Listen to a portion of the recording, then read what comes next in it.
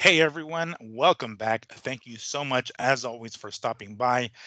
This is Miguel Antonio Barragan, aka Fight Fiend Migs, joined as always by my co-host Andrew. Don't get it twisted, Lapache, and this is the Mad Boxing Show, or Mad Boxing for short. Thank you so much, as always, for joining us. So we're doing this show, recording it on a Monday evening.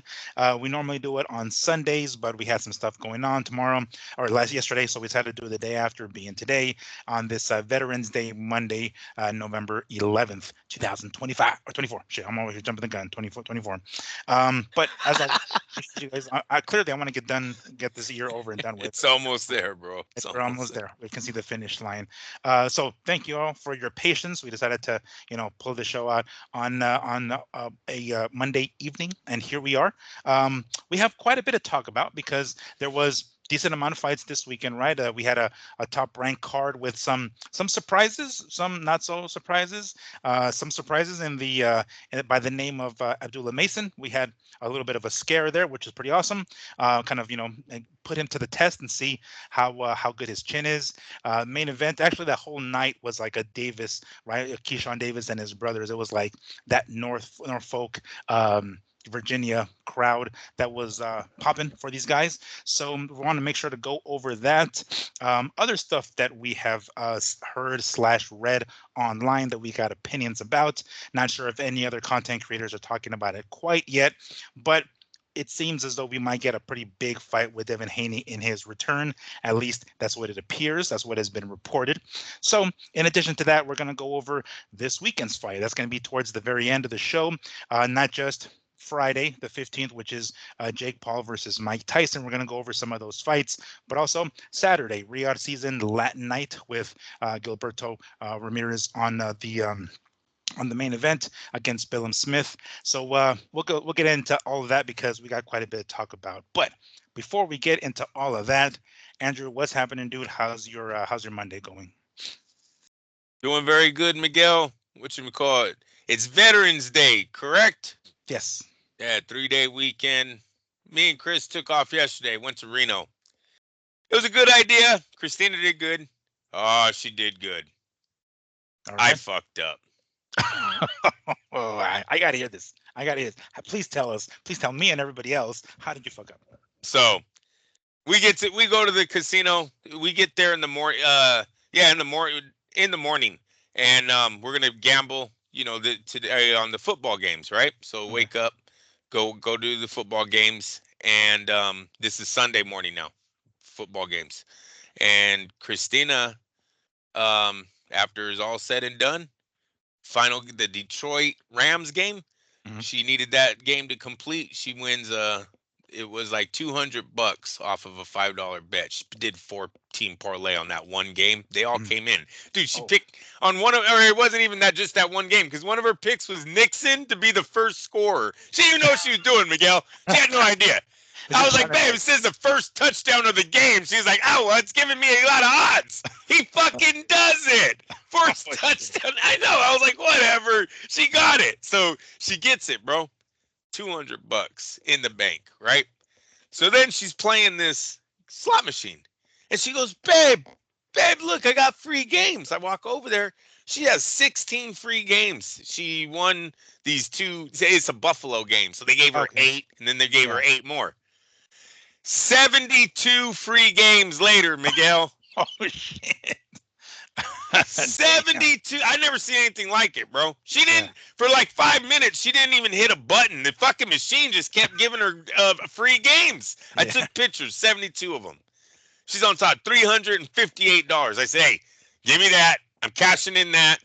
I went to the, we went to the cage before she got on the machine, went to the cage to cash in the football one. They go, oh, one of Jared Goff's touchdowns isn't in yet. You got to come back in 15 minutes. So when she won the 358, I said, babe, let's cash these in. We'll put money into the machine, but we'll keep this in your purse or in my wallet. It really goes in my wallet. No one robs her. So she goes, yeah, fine. Bam, gives me the tickets. I run over there. You know what, Miguel? Mm. I wanted this. This is gonna be live. I'm doing this. I'm sending this to you live, bro. This is what the fuck I wanted, Miguel. This is what in real time. in real time. This is what did it, man. This is gonna be good. Jeez. So I go over to the sports book, and I'm like, yeah, no, I need to take a picture of the winning. That's what I need to do. I'm gonna take a picture of this winning ticket right here. Because when you go to the kiosk, I always thought it was cool, bro. When you go to the kiosk, all you gotta do is scan your ticket, and it tells you on the. Hey, I sent you one before. Remember, I had like 7 out of 8 right or something like that. Before, yeah. Well, I wanted to do it. You getting it? Yeah, I just got it right now. Yeah. All right. Well, I wanted that photo with Christina's wins. Right? Oh shit. Okay. So I take my picture and I run to the cage. I get to the cage and I said, bam, 358 voucher, 205 voucher. Please cash these in. They said, oh, no problem. She goes, gets 358, bam. She goes over to do the sports book. It says cashed. She goes, oh, no, this one's cashed already. I said, no, it hasn't. Don't start. I was just here 10 minutes, 15 minutes ago. You told me not yet. You told me not to do anything. Try it. She tries it again. She goes, sir, this has been cashed. I said, ma'am, I promise you this has not been cashed. What are you guys doing to me right now? I said, don't they mark? And then right away, here comes the manager. She already heard. She comes out, and which is cool because I need to talk to her anyways, right? Yeah. I go, it's before you start, ma'am. Let me tell you, the lady took our ticket. She put it in that computer. The computer said Jared Goff's touchdowns hadn't registered yet. Wait 15 minutes and come back. I went over to the kiosk. I see that the ticket's ready. So cash it. She goes, okay. Nope. It's saying it's been cashed. I said, oh, you guys, what are you doing to me right now? You guys, you're playing games. Now here comes security. Here comes security. I already know. Yeah. Hey, ask Chris, bro. Christina said, she's all, I just looked over and seen security was walking towards you. And I said, I got to go. She starts cashing out on her machine because she put more money in it. I'm like, man, I said, sir, this is what happened. Tell him the same story. So now the lady goes, oh, you got to go to the Silver Legacy. Go talk to them over there. That's where the main bookie, the main person is. La, la, la. I ran over to Silver Legacy, dude. Silver Legacy, they go, all right, what happened? Tell them the story. Show them the picture. And she goes like this. I said, what, ma'am? She goes, sir, when you scanned that on the kiosk, you put that ticket on the kiosk. That ticket is now holding that money. I said, oh. I said, okay, so just go get it. She goes, hold on. I can see if I can cancel it right now. She goes in the back. She comes back. She said, no, someone cashed it. Someone printed out the voucher and cashed it. Son of a bitch.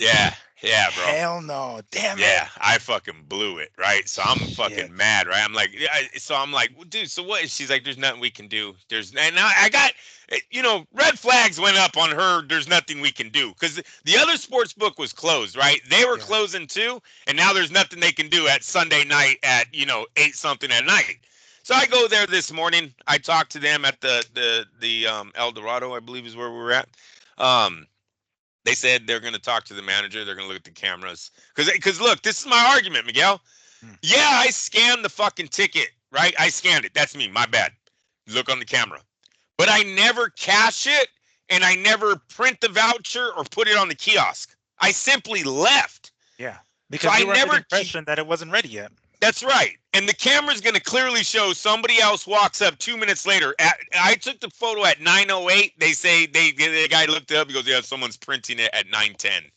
So they have the time. 2 minutes away. 2 minutes later, someone walked up and printed my ticket and walked away. It's, hey, you live and learn. I told Christina, this is not an expensive. It's not. It could be a lot worse, right? $200. I'll make that up to her. She, hey, I went on my own to a slot machine. I was like, please. It's like you can't play like that though. When you need the money. Yeah, I fucking blew it. Please. Fucking blew it, man. Well, so today we went there and we put in some more bets. So they're gonna see we play there a lot. Oh. It has the number on the card, her card that she plays with is on the ticket.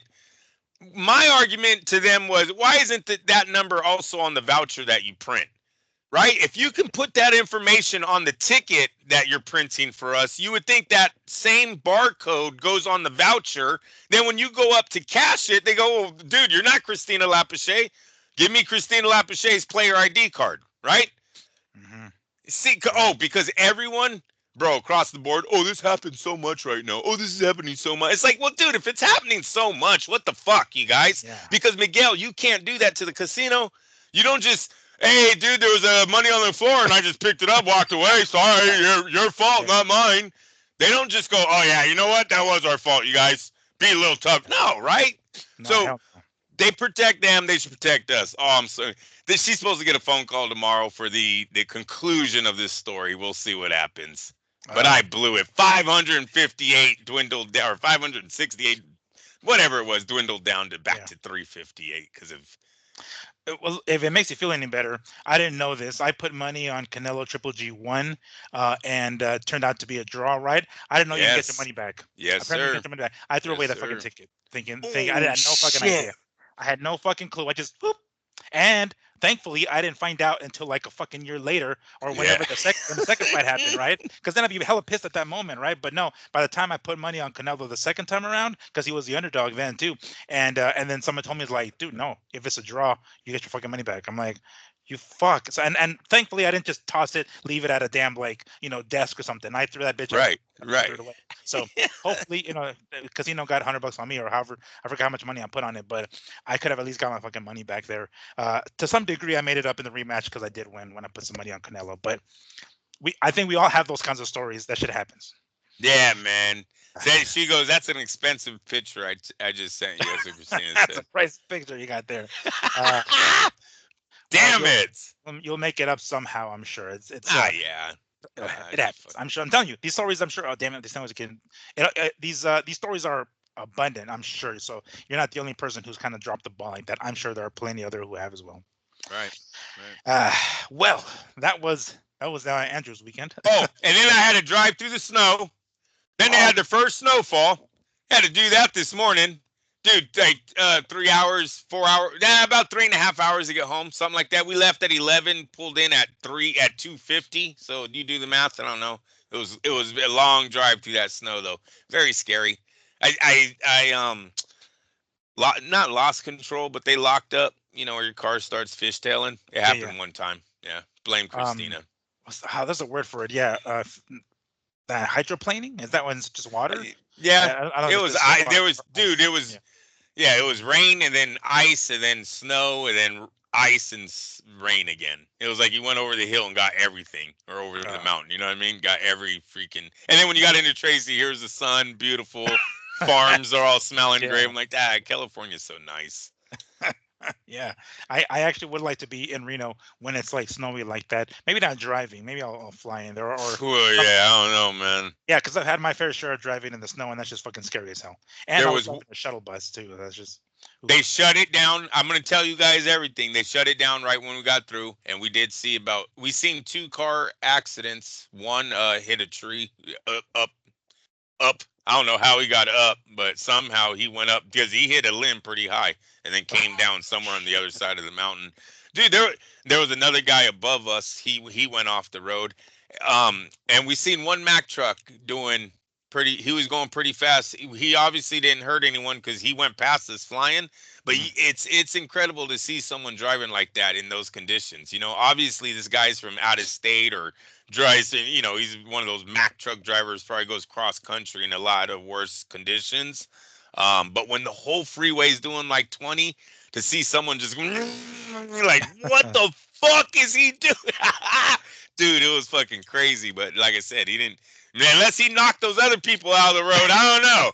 I don't know. I don't know how that guy got in the tree. I'll tell you that. That could have been him, but I know, right? Right behind it, it's like, behind it, the tree. Yeah. So that was my 2 days, our 2-day vacation. We take a little vacation every once in a while. Just get in the car and go. And it's a long weekend, right? So shit. Yeah. Why not? I don't blame you one bit. All right. Well, this is actually my actual weekend now. My schedule changed recently, so I got Saturday, Sunday, Monday off. So it's my regular day off anyway. Tomorrow's my Monday technically.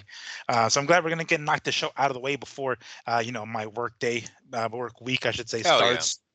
Um, all right. Well, let's start with some fucking fights because there was some fights this weekend. Um, of course, primarily Keyshawn Davis. He returned to the ring. You know what? Every time I want to say his name, I want to say Keyshawn Johnson. Is that a person? Is that a real name? Is that somebody? Yes, that was a That's somebody? racer. Oh, okay, okay, He was the Olympic. I think he's Olympic racer. Yes, okay. Keyshawn Johnson. Because I don't know Oh, why that. Keyshawn Johnson, wide receiver for the Oh, NFL too. Come okay. on, Keyshawn Johnson, man. Because He played for I've the heard the name Jets. a bazillion times, and every time I want to say Keyshawn Davis, for some reason that name pops up. Yeah, I don't yeah, even yeah. watch football for some reason that popped up. But he fought against his opponent Gustavo Lemos or Lemos, however you want to pronounce it, who came in a solid 6 pounds heavy at the weigh-in, and. Come fight night, weighing in at 155, I think they said ultimately. 155. So Yeah, once yeah. he came into the ring, he was 155 against a lightweight. I'm sure Keyshawn gained some weight as well as they usually do, but it was a great homecoming, right? Um, he took Lemos out, no problem, right? It seemed like he was able to take Lemos shots, and even as heavy as he was, and Keyshawn was able to take him out in 2 rounds, if I'm not mistaken. I believe it was the second round. I will say this: we'll get into the undercard. Well, one of the undercard fights a little bit later on, because there was another lightweight star that kind of fought through adversity, similar to Floyd Schofield a couple of weeks ago or last week. But we'll get to that in momentarily. But Keyshawn Davis, um, I saw the besides the fight itself, a couple of replays of one of the times that he drops Gustavo Lemos, and it seemed as though like Lemos landed a right on Keyshawn, and it looked like it momentarily stunned him. They That's right. actually threw the same punch, and it was Lemos that went down. But I was like, whoa, hold on. When that punch landed on Keyshawn for a quick second, he was like, whoa, his eyes kind of like rolled. I was like, okay, he can be hit too. It just so happens that he was able to take out his opponent. But I was like, all right, it was pretty much a flawless win, right? And it only took him 2 rounds. It was a nice little homecoming, and the entrance was cool, right, with that marching band or the high school band or college band, whatever the hell it was. But he was feeling it, right? And it was the night of the Davis brothers because they all succeeded, if I recall correctly. They weren't all easy fights, but they all succeeded. So before we get into that, the undercard in particular, Andrew, what did you see? What did you think about Keyshawn's performance? Possibly that guy we're talking about that Ali Sheik is looking for. Okay. That's how much skill I've seen there. That's how much class I see there in and out of the ring. The kid looks like he's all class. Um, Knows how to handle himself. Family first. I mean, dude, what a great comeback. And I don't know if that was his first fight at his hometown. He only has 11, so he's not, he doesn't have too many fights. But what a great comeback home. You're coming back as a main event. Coming back with a big promotional company under you. Your sisters do a great job of representing you guys too, singing. I don't know, did you hear the national anthem? The three I did si- hear the national anthem, but I didn't those realize are that they those were. were his sisters, dude. Oh, I geez. believe Yeah, they that's were his big. sisters. Yeah, he must have a huge family, bro, because he got three brothers on the on Yeah. the fight card, and they're called the D sisters, the D3 sisters. Oh, Yeah, shit. Okay. so freaking awesome. But they sang great. The Hmm. fucking crowd shows up. They're Oh, awesome. yeah. They were Place pumped. is packed. The Hmm. marching band is a tribute to Pernell Whitaker. Like Hmm. it just all worked, bro. And then the fight. He puts on a flawless performance. Yes, did it look like he got wobbled or stunned? Yeah. Hmm. Does it matter? Hell no, because he drops the guy after. You know what I Yeah. mean? Like it was a bang bang and his bang is bigger. Hmm. His step back, his pivots, his ring awareness. Every time he gets close to the ropes, whoop, he was gone. He either holds on or he's gone. But you know how hard it's going to be to pin that guy down with that kind of IQ in the ring of knowing where he's at. You, um, it's possible Keyshawn Davis is that face we were talking about last week. He is, in my opinion, leading the pack right now as far as the young guns. We're talking young guns. We're not talking, he's in the new generation. He's even younger than the Ryans and the Devin Haney's and the Lopez's. They're in their own. He's after them, right? Yeah, they're already established. He's still Exactly. yeah. Exactly. He's leading that pack. If I was His Excellency, Excellency, right? Yeah. Yeah, you got it. Yeah. I would definitely look at Keyshawn. He seems religious. Hey, ESPN, you don't have to be scared of God, dude. The kid wants to represent God. Let him represent God. Show it. Don't keep pulling away until there's nothing left but to show it, because it makes you look bad. There's no reason not to. You show everyone's. No problem. It's just, for some reason, Christians like to represent their God more than the other religions for some reason. You know what I mean? God, Jesus, you know what I'm saying? We have a bunch of them. It's a great movement that's going on in boxing. A lot of classy men. Hopefully they act right. Got to act right out of the ring, Ryan, right? Can't just say it. But I like the direction that these athletes are going. They're giving kids a good role model to look up to. Keyshawn looked like an excellent role model. I got to tell you, told Junior, you got to start following this guy. You really do. When you fight, I need you to fight like this. That half step is a thing of beauty. It really is. He controlled everything. He controlled the distance. He controlled the fight. You understand? If you control that distance, if you know where you're at in the ring, then the combination, the finishing combination, everything, Miguel, I don't know how much more to say. I was very impressed with Keyshawn Davis. I was very impressed. This is why Top Rank is the best, man.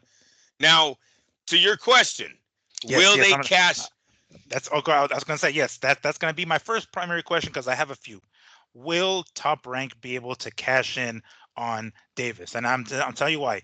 We know that his trainer is Bomac, right? Yes. Bomac has been, or is still, with Crawford. Crawford has taken Top Rank and Bob Arum to court, pulled the race card several times. Hell, so has Shakur Stevenson. So what's going to happen? Is there going to be a point where Keyshawn's starting to get bigger and bigger and bigger, and then says, I'm out of here, pulls the race card on Bob the same way that Shakur and Crawford did, especially Crawford, because, hell, he's got Crawford's trainer in his corner as well. At one point, do you think that could potentially happen where Bomac is in his ear and Crawford is in his ear, is like, hey, this guy, Bob, he doesn't know how to promote black fighters. As soon as he get a chance, bounce. Can Top Rank cash in on that? That depends on whether they're behind closed doors, whether they regret leaving Top Rank.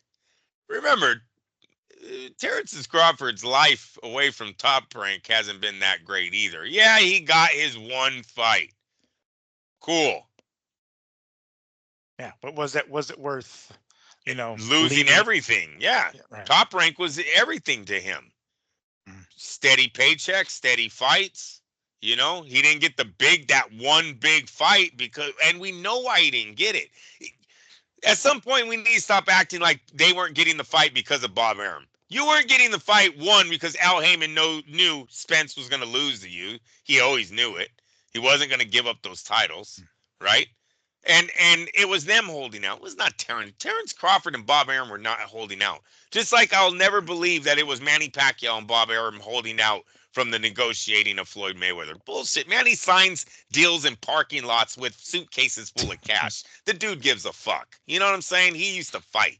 Put him in the ring, he'll fight, and he'll give his money away. That's what Manny does. It was never him. And I don't believe it was Terrence Crawford, the one that was holding out on the Spence fight. So it's whether Bomac and Terrence still think that was the right decision on leaving Bob Arum. That's where I would go with that. With that being said, nothing matters anymore if it's all going through His Excellency. The relationship between Keyshawn and Bob really doesn't matter. At this point, you would honor your contract because you signed it.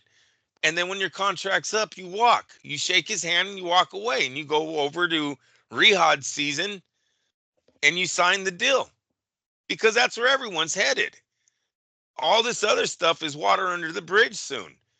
All these other promoters, De La Hoya and Eddie Hearn truly will have to fight here soon. That's the only way them two are going to make fucking money. Yeah. Yeah, and that's gonna lead to my second question. We don't. I mean, granted, I'm sure there was some discrepancies between Crawford and Bob as far as getting this fight with Errol Spence. It was primarily PBC and Al Heyman. We kind of are in the same boat because now, what did Keyshawn Johnson say right after the fuck Keyshawn Davis? I knew it was gonna happen. I knew it was gonna happen. I'm just gonna call him Keyshawn. I was like, damn, the guy just changed the light tone in my. I changed that. I hit the button and you snapped. I was like, what the fuck, dude? That was so funny. It was bang bang. I know, right? It's like, shit. Andrew, quit fucking moving the light. No, but I knew I was gonna say. But Keyshawn Davis, what did he say after the fight? He said, Gervonta, knock knock. Right? He wants it. Yeah. Who's Gervonta with? PBC, Al Heyman? Are we in the same boat? Is Keyshawn going to have to bounce from Top Rank to be like, all right, let's make this fight with the other Davis, I guess, Gervonta, and PBC? I mean, is that what it's going to have to do? I mean, is that no? We saying like, that's what I did. Didn't we say last week we talked about Al Heyman and Bob Arum are kind of both on the outside looking in right now. They both have fighters that have went against His Excellency, right? And Bob Arum doesn't have a fighter that did, but didn't Bob Arum just say His Excellency ruined, or not ruined, but fucked up by putting? All right, so they have, obviously Turkey Ali isn't gonna want to hear, Ali Sheik isn't gonna want to hear this nonsense, right? So maybe they work a fight together, and I know we talked about Tank better cash in on one of those big fights before he gets stuck fighting one of these young guns. And Keyshawn looks good. He looks good. And Tank is being quiet about that knock knock joke. Right? Precisely. And that was probably, I guess, more so that second part of the question, because I remember Gervonta being kind of vocal after Floyd Schofield's tough fight recently, even though it came away with victory. But it was a tough fight. He got dropped, and people were like, "What the hell?" And he immediately tweets on X, "Food." Right? He sees him as food. He's a predator, and Schofield is a prey. I don't remember him saying that when it comes to Keyshawn. Now, I do have a Twitter account. I keep calling it Twitter, but I guess it's X. And I looked up Gervonta's account to see if maybe he did say something and I just missed it. Well, for some reason, I'm blocked. At least I think I'm blocked, because when I tried looking for Gervonta's account, it's there. And when I tap on it, it says account cannot be found or user cannot be found. And I was like, hold the front door. What the heck? So I Google it. I'm like, how do I know if I've been blocked on X? And it says that you'll get an error message similar to that. And I'm like, why the hell would I? Me? Who the fuck am I? Just no fucking no name dude over here. But I could be that maybe he's blocked the hell out of people, or maybe he's not even on X anymore, for all I know. So for anybody listening, go ahead and look up Gervonta on X. See if he get back to us. Yeah, get back to us, because I don't remember Gervonta saying jack shit. Because as soon I don't think I have a Twitter. I'll have to talk to Christina. If I do, I'll look him up. But I don't think I do, bro. And I've seen a lot of other media outlets on other platforms like Instagram. They will, take a screenshot of, like they did when Gervonta tweeted about Schofield saying food, and a lot of other people, posted it on their Insta, right? And I'm like, okay, well, clearly he's active there. I don't remember seeing anything like that when it comes to Keyshawn Davis. So, I don't know. That would be, it is. Is Keyshawn ready for something like that? For somebody like the other Davis, Gervonta? No, and I don't think they would go to him right away. I think he's starting that little ticket, right? He's starting to punch that ticket. Planting the seeds. Yeah, exactly. There you go. Better way of saying that. Yes. I don't think Top Rank would go right away to that. They have some other fights they can work with first. But I still don't think it makes the money that Tank Davis is gonna want if he has to step in the ring with Davis, and that's gonna be the problem with getting Tank here shortly. Um, Listen, financially, we're hearing Tank isn't doing good, right? Mm-hmm. Recently his condo Foreclosure, foreclosed on. Yeah, yeah. supposedly a representative representing, or I think it was, I don't know, his lawyer, Gervonta, was representing Gervonta, saying, no, y'all, this is a big misunderstanding. The payments have been made, but the news is that his shit is being foreclosed on. So, and then I believe he wanted to fly to Tokyo or something like that, or Japan for his birthday, Where something like that, and the judge said no.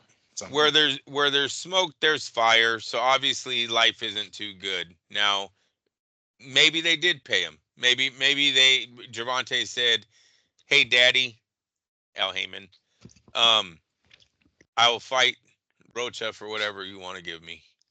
Will you pay my debt?" And he said, "Don't worry about it. I'll pay your debt. Was it 1.7? I'll send that right over. I'll give you another million. You take that fight, huh? Yeah, I'll take that fight."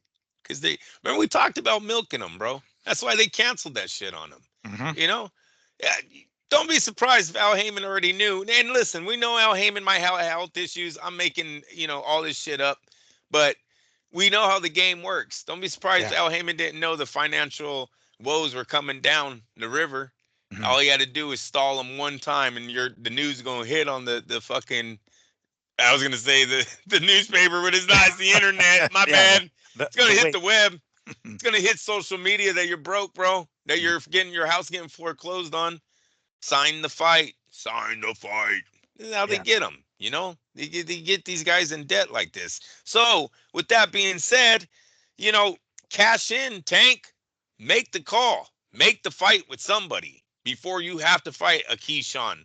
I don't think Schofield, but a Keyshawn is definitely on the radar right now, and it won't be for 30 million. Mhm. Right. Yeah, exactly. And that's funny that you mentioned. It's like, yeah, we might be, jumping the gun and making assumptions, but we're doing so because they're educated. We're not just taking ideas out of our fucking ass. It's because we know how Al works. We know how PBC works. We know that he knows that at some point Gervonta is going to come through some financial woes, as did Adrian Broner, as did a lot of other fighters. So it most certainly isn't the first There's a mole. example. Oh, what I heard, Miguel, there's a mole in his camp. Yeah, yeah, yeah. They like saying that. Let's go ahead and do role reversal. Leonard Ellery. Yeah. He calls Al Heyman every day with the fucking report on you, kid. No, I'm just playing around. I'm getting people fired. Poor guy. Nah, if they're listening to us, get them fired. Fucking. I know. Hey, that's what they do. Where they tell people, we got someone in your sparring team, get them all fucked up. Yeah. Yeah. Hey, imagine going back to your camp. Like, what are you guys really calling Leonard? Yeah, I I wonder know, if they do. If Ryan does it, sits all of them down. Which one of you fuckers are calling them? like Swear to does that God, boss. that shit like fucking Chris Hansen and what is it? To Catch a Predator. It's like, no, keep your phone. Let me see your phones. Everybody sit down. Have a seat. Yeah. What are you doing here? Have a seat. I want to see your phone. Let me see your. I want to see your transcript. It's like, would you like for me to read this?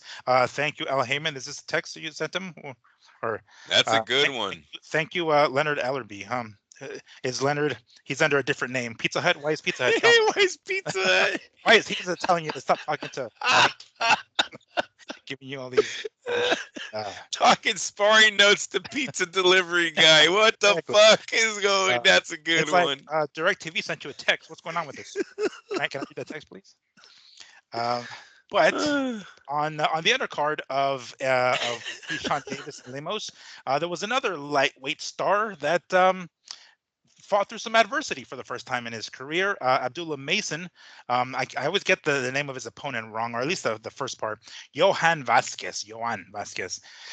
It was quite the entertaining fight for as long as it lasted, and the adversity that I'm referring to is getting dropped twice by an unheralded opponent. It looks like Vasquez suffered a knee injury, which I guess we can pose the question if this fight would have gone differently if he hadn't. So for those of you who didn't watch it, Abdullah Mason gets dropped in the first round with, I believe, like an overhand left while he was up against in the corner. And he pops up. It seems like he might have just been caught cold, right? And he comes back. He's like, well, fuck it, I got to get it back. And he drops his opponent Vasquez. And when Vasquez lands, he kind of lands on his left leg a little awkwardly. And I think he tweaked either his ankle or his knee, but he immediately starts limping. And we have ourselves a one-legged fight here. I don't remember hearing Bradley or Bernardo Osuna say that. They were just like, "Oh my gosh, here comes Mason!" And it's like, hold on, he's coming because he sees that Vasquez is hurt. So besides being dropped, because he was dropped, it was a legitimate knockdown. When Vasquez falls, he injures his left leg, gets up, and is basically limping. Well, he starts backpedaling himself into the corner, and Abdullah starts coming in. And with that same fucking left, I want to say it's the same left, he drops Abdullah again. Like, oh Right. shit. The crowd, for like a quick second, were like, oh yeah, right, losing their shit after Abdullah drops Vasquez. And then he gets dropped in like, oh shit, what the fuck? Apparently, he must have not recovered from that first knockdown as quickly as we thought, at least. And he comes back, of course.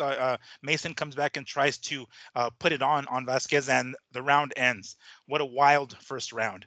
In the second round, Mason knows immediately that that Vasquez is limping, and he sees that he's kind of a sitting duck, and he goes in for the kill and takes him out. So, it was a good fight for as long as it lasted, but did that injury kind of save Mason? Andrew, what did you see? Obviously, it had something to do with it, right? If the guy's hurt his knee or his ankle and he can't plant, the fight's not off, but there's a dramatic change in this fight. So yes, the injury does count. What was more surprising was the way Mason was getting dropped. Um, I didn't think it was probably the second knockdown. That's when I got like, all right, how good is this kid, right? Because when you're getting dropped in exchanges like that, man, do you know how many punches you're not going to be able to see when you reach the big guns? When you reach these guys that know all the tricks in the books? This is you're at bottom level. Like you seen people get flash knockdowns. I didn't see flash knockdowns in this fight, and especially the second one. Um, so is he a prospect? Yes. Chin hella questionable though. It has to be because those weren't flash knockdowns. His chin got tested and he got dropped. Um, so you know, uh, we still have Davis. Right. Well, so It- what's more concerning, the fact that he got hit or the fact that he got dropped? Because mind you, that he got it dropped. was because the punches were coming and they were landing, so he was getting hit. If he was able to block them or get out of the way, obviously we wouldn't know to what degree he has a chin. But not only did he get hit, but he got dropped and twice. So obviously that injured leg of Vasquez played a big role because Yeah. he wasn't able to plant as well, and then ultimately he got dropped and finished because of that. Well, I want to say because of that. Of course, it was Mason coming back as well. But isn't this what we're supposed to see? Or I should say supposed to see, but I guess the kind of tests that these fighters are supposed to go through, isn't it better to pass these tests against these lesser known guys that, like, all right, these guys are putting me to the test real good. It means I'm legitimately prepared for when it happens, because you don't want to find that out when you're up against the top dogs already, whether or not you do or If don't have a chin.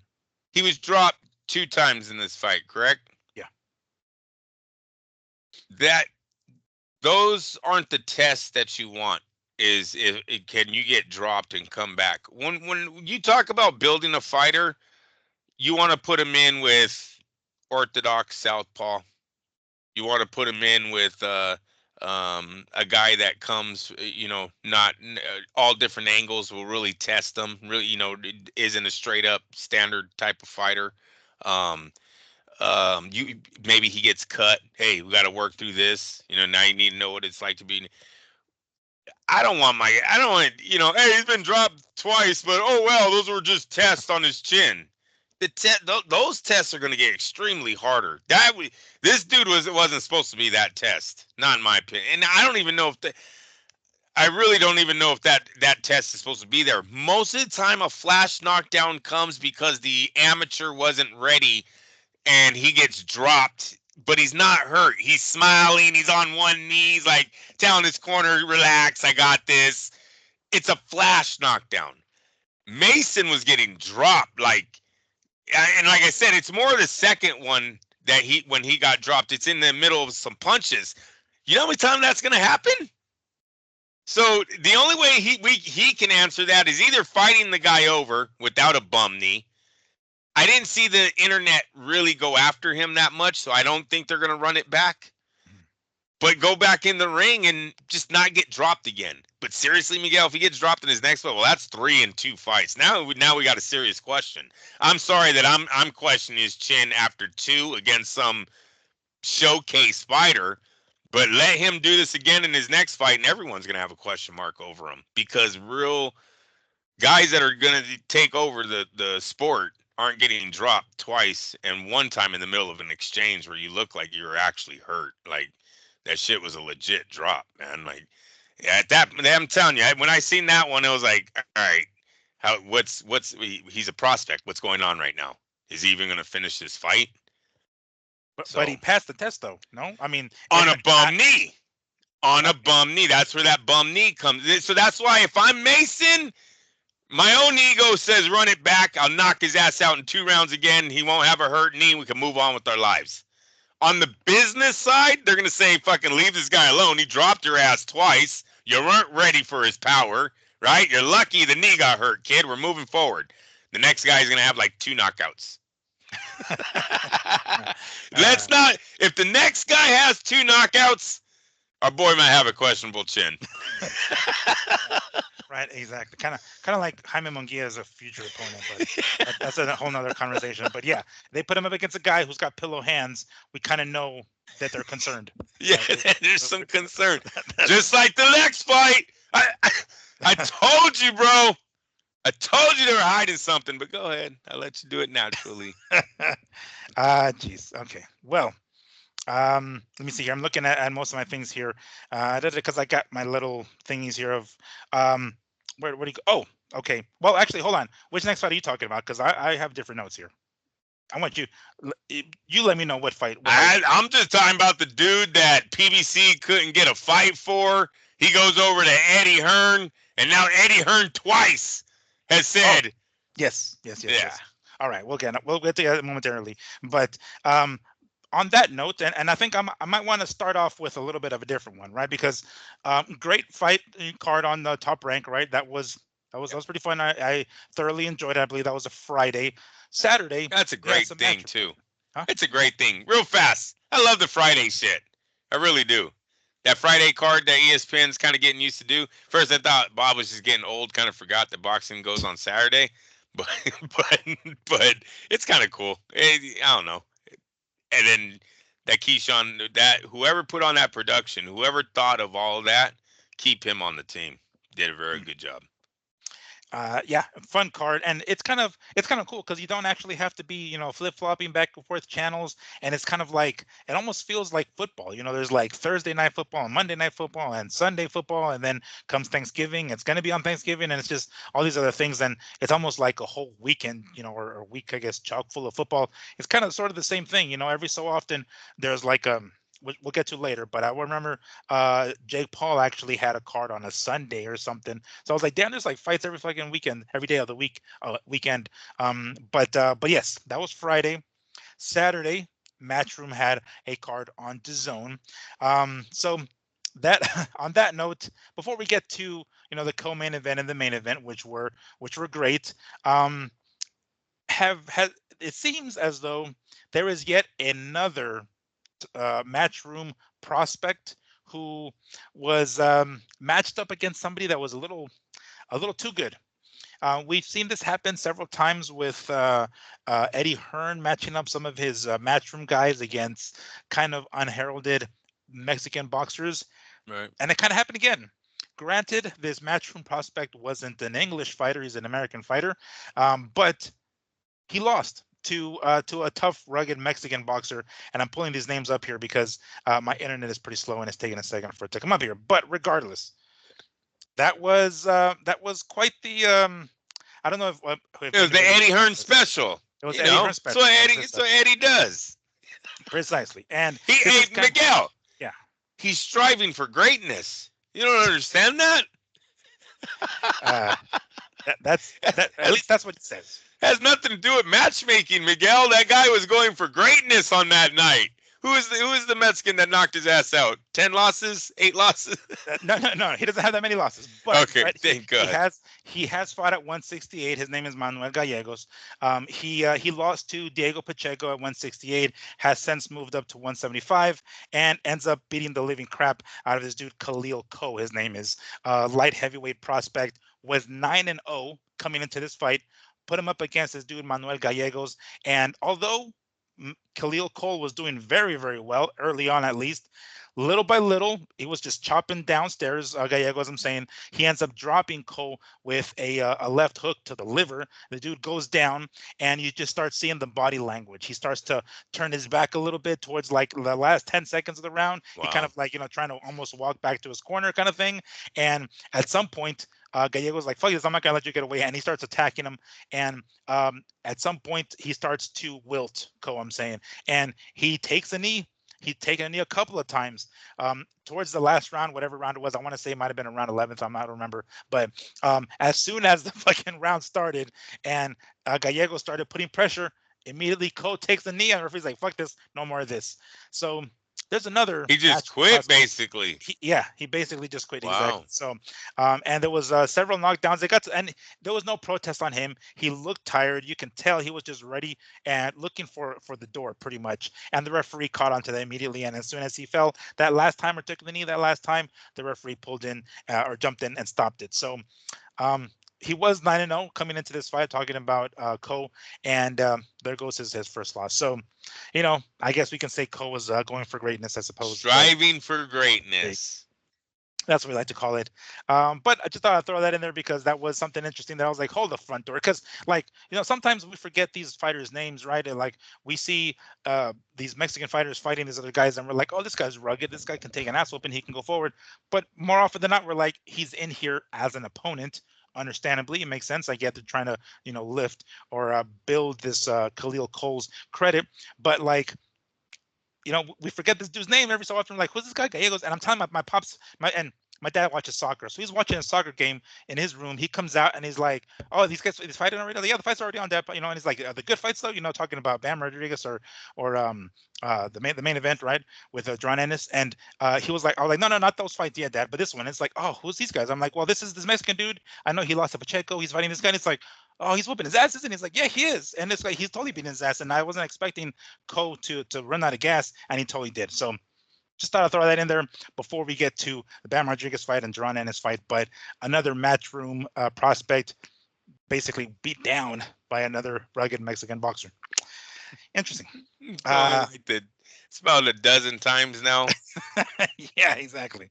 I don't know how many times at this point, but all right, let's get to the co-main event and main event of this card here on DAZN. We're going to start with the co-main event here with Bam Rodriguez against his opponent Guevara, Pedro Guevara. So super flyweight, right, 115 pounds. Not much of a test for Bam. Bam comes in there and basically mops the floor with him. We were, I saw Guevara at the weigh-in. Like not in person, but on TV, and I was like, all right, he looks pretty ready. It doesn't look like he's the kind of guy that's just gonna come in here and pick up a fucking check. He has that Juan Manuel Marquez style, the way he was like standing, he was kind of upright. And they did mention that I think he's influenced to some degree by Nacho Beristain, and it looked like, I don't know if he was ever trained him per se, but he had that type of style, especially if you look at some of Juan Manuel Marquez's early fights. That little step, that hop in the step, that bounce, was very, the bounce was very much like Juan Manuel Marquez. It didn't help him for jack shit, because Bam Rodriguez basically saw right through that, cornered his ass, and was like handling them. The fight didn't last but a couple of rounds. Bam barely broke a sweat. It was obvious this is kind of like a keep me busy fight. They even said it at the beginning of the fight card that this is a fight that neither Bam wanted or Duran Ennis and his opponent heated. Like, these are the fights that they want, but those are the fights that presented themselves, and they went ahead and took them anyway. So Bam was in there a little reluctantly, but he came in and he handled his business, came away with his belts. It is said that he is supposed to take on Chocolatito Gonzalez next. it's been a while since we heard his name, so I don't know if it's just a formality at this point. Like they're not really putting them in there to test Bam per se, but rather just so he can mop the floor with everybody at super flyweight. Maybe an eventual move at to bantamweight, and we know who's there, the Nakatani dude, who everybody's saying is going to be a tough challenge for Inoue in the very near future, but. Maybe that's jumping the gun. He seems okay with being at 115 and at least fighting Chocadiero Gonzalez in the very near future, and it seems like that's most likely going to happen. So, Andrew, did you watch the show? You watched the fights? What did you think about that? I caught the end. Got back from the gym at this time with Junior. I want him to jump the gun already. I don't know. Listen, we've been doing the Bam story. He's small. I like him. This was an annihilation. I kind of want to see him in with the better opposition. I know he's hella small. He would have to gain weight. It kind of sucks, Miguel. It's almost like a Ricardo Lopez Mm. with Rodriguez, man. He's gonna be really good and never get a chance to prove it under the big lights. He's always gonna be a co-main event, and the stadium's gonna be half empty. You know, because they can't find an opponent. Maybe he goes to Japan. But yeah, it's the Chocolito thing was cool. It's a cool fight. I'm not gonna knock the kid because I like him. He's a good kid. He fights his ass off, but he really needs an opponent. For him to go any higher, I just don't want to keep running the same story on him when he's fighting an older class of fighters, right? A lot of the guys on his resume were out of their prime when he fought them. He's annihilating them all. Cuadras and Estrada and all these guys. He's annihilating them all. It looks good. But they're not in their prime. We know who the man is down there, even though he's, 3 divisions away from them now? Because they're so small, why can't they just fight? What the fuck? He's the king down there. So I don't know if Rodriguez can ever be anything down there with that guy floating a few 10 pounds. What is he? How many pounds do you think he's heavier than Rodriguez now? Because I know Inoue is moving up. Well, not yet. Inoue still, because Inoue's at 122, so 7 pounds. 7 pounds. All right, 7. Because he's at 115 right now. There's a possibility he's going to move up to 118 at some point, but he wants to, I guess, just what's the word? Nah, Miguel, we got to push that fight. We got to push that fight, bro. Listen, Inoue got dropped in his last fight, dude, because he moved up again, right? That could be a sign that he's moving too damn high. You were the monster. You move up in your 4th division. Was that his 4th or 5th? No. It's well, fuck. I don't. I've lost count. Remember? Yeah. At least 3, because at least I was gonna say 4, but whatever. All right. He got dropped. I know he comes back. It's a great knockout. I get it, but maybe he can't go any higher. So let's build the big fight with Rodriguez now, dude. Those guys need each other. That's a 3-fight deal. It really is. You see, in a way, much of a disadvantage. 7 pounds, and maybe, but he's in his prime, so you go for it. And there ain't nothing there. That's why I know he's comfortable. I know he doesn't want to go after Inoue. He's comfortable, dude. And we're giving him pound for pound rankings. We're saying how great he is. And he is, even though as a true boxing fan, I'm going to bring up the fact that all 3 of his greatest fights were guys past their prime. And that's got to be said when you put him in with other great fighters like Finito Lopez down there or Carbajal or, Chiquita Gonzalez. Chiquita, that's the one. Yeah, I was gonna say Orlando Canizales, but Chiquita too. So when you put them down there, you got to bring up the guys that were in the, these dudes would have been in their prime, right? I want him to face somebody in their prime. Why not Inoue? Why not? If it's 7 pounds, I don't know, maybe get Inoue to meet at a catch weight. Maybe Inoue can do it if the money's good enough. Look, Inoue, rumor is he signed with His Excellency. Did you hear this? Yes. It's so that's some sort of sponsorship deal. So it doesn't look like he's going to be promoting him per se, but because as I understand it, there's nothing in the contract that specifies in a way going to Saudi Arabia and fighting over there. Basically, it's like we'll I don't know, some sort of sponsorship deal, which is different than a promoter. So he doesn't have to go to Saudi Arabia to fight. They're gonna let him continue to fight in Japan because they probably know that, hey, it's smart money that's gonna fill up stadiums over there. But I don't know to what extent Riyadh season or His Excellency has as far as control over his career. He will be able to go over to Japan, make deals with all of their businessmen now. In a way's his way in over there, right? Hmm. I, I think in a way we'll at least once a year under contract with him be fighting in Saudi Arabia. I don't think that guy gives you a billion. I shouldn't say that guy. His Excellency or Turkey Ali Sheikh. I don't think Mr. Ali Sheikh gives $1 billion to people and doesn't expect something in return. So it's either he's the door into the Japanese market of the boxing world, or because in a way, he's king over there, right? Hmm. He's a Hmm. fucking king, bro. He's Mike Tyson right now, Yeah, right? he's a superstar, So dude. He's Michael he, Jackson over there. yeah. So you bring him to Saudi Arabia, the rich are going to come out to watch him over there. It's good business. Now, do I think he's the next Pacquiao? No, because he can't go as high as Pacquiao did. We already seen it. He already's been dropped in the lower division. It just doesn't. It doesn't. He doesn't even have the body size of Pacquiao. So I think all those rumors have died down a lot about him going 9 divisions or whatever. Um, Rodriguez is young. His Excellency would be pretty smart if he looked into this fight. It's two small guys. Don't let their careers. Who was it that never fought? It was Carbajal and Lopez that never fought each other, right? Right. Yeah. They definitely didn't fight one another. Yeah. Don't let that happen. Those are two guys that should have met. And you know what pisses me off really about that? That's Don King and Aram messing that one up. They're ranked together, dude. Like there is a Mhm. part in the time in boxing where Michael Carbajal and Ricardo Lopez are in the same uh um rankings and they don't fight each other.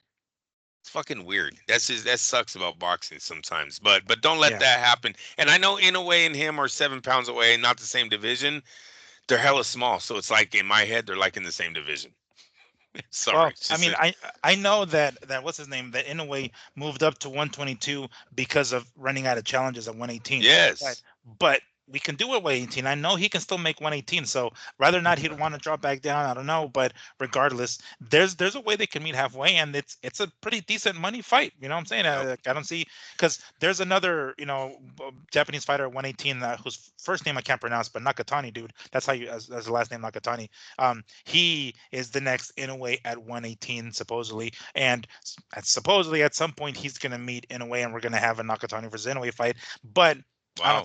I don't know if that. I mean, in Japan, maybe that does make do big bills, big money. I don't know if they'll do. They probably would do more than Bam because I don't think Bam is a star over there. I mean, nobody knows Bam over there in Japan, so that might be the direction that he's going to go. But I mean, come on now, we're gonna have a Latino against a Japanese fighter. That sells, in and of itself, that sells. In a way, sells in the boxing world. Ro- Rodriguez will bring in the Mexican fan base. That's going to sell a lot of tickets. It's a good fight for both of their careers. Um, I think they've both earned this payday too. You know what I'm saying? Like Inoue will probably never be in a payday unless he moves up as big as what Rodriguez is offering him right there. And Rodriguez is he's cleaned out the division. I know Roman's the last one, and we could say he milked that fucking division for everything it has. Like we can move on now. You know what I mean? And so yeah, I actually thought they were going to be farther apart from that. 7 pounds to me is not a lot for the money that fight can generate for both men. I'm not saying for the boxing world or the promoters. It's not Pacquiao Mayweather, but for both men, seems like a no-brainer on getting a pay-per-view fight with these guys. And I think it would work on pay-per-view with the right undercard, His Excellency backing it. I think Inoue can drive and Rodriguez can drive a card. Hmm. And that's actually not a bad idea, because one of the reasons why I had asked the question earlier about whether or not Top Rank can cash in on Keyshawn is the few pay-per-views that Top Rank does. They did, I think, Lomachenko and Haney. They've done a few with Fury and Wilder. I think there's one Fury and Usyk as well. But you can count them on one hand. You know what I'm saying? It's Yeah. just not the pay-per-view market as much as it used to be anymore, and everybody's seeing that, not just Matchroom, but also De La Hoya, Golden Boy, and Top Rank. Really, the only ones doing pay-per-views, although poor numbers, are Well, PBC. remember, Uh, His Excellency is doing a $20 pay-per-view. So mhm. this is a new thing we're going into here is a 20. And we already had the $20 one. We never got any numbers back on that, damn it. The one me and you paid for. Didn't me you already pay for a $20 pay-per-view? Yes. Yeah. Was it Joshua and Dubois? Yes, I think it was, bro. Let me pull this up and see if it, if it pulls up, because I don't Yeah. know if They that didn't never because they never released numbers on that, dude. okay. Hopefully there's something. Um. Okay. Check this out. According to War a Week Radio's, that's the name of the show, radio show, War a Week Radio. Joseph Heron, I don't know who that is, who revealed the figure on Boxing Source YouTube channel. The event garnered worldwide, 815,000 pay-per-view buys worldwide. Right. A comparative decent number, however, a comparative decent number. However, of that total, the U.S. accounted for 15,000 pay-per-view buys in the Yeah, U.S. that makes So, sense.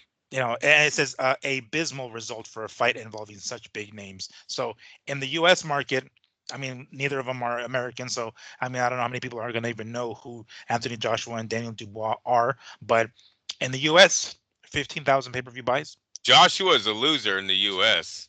Sorry. He never got it right in Madison. Did you ever return to Madison Garden and make that right? No. So you're still a loser. Yeah. Yeah, that's the last memory that he had on U.S. soil was getting his ass handed to him. Yeah. But yeah, I mean that was one of the $20 pay-per-views, and maybe that's why worldwide it did 815,000 pay-per-view buys.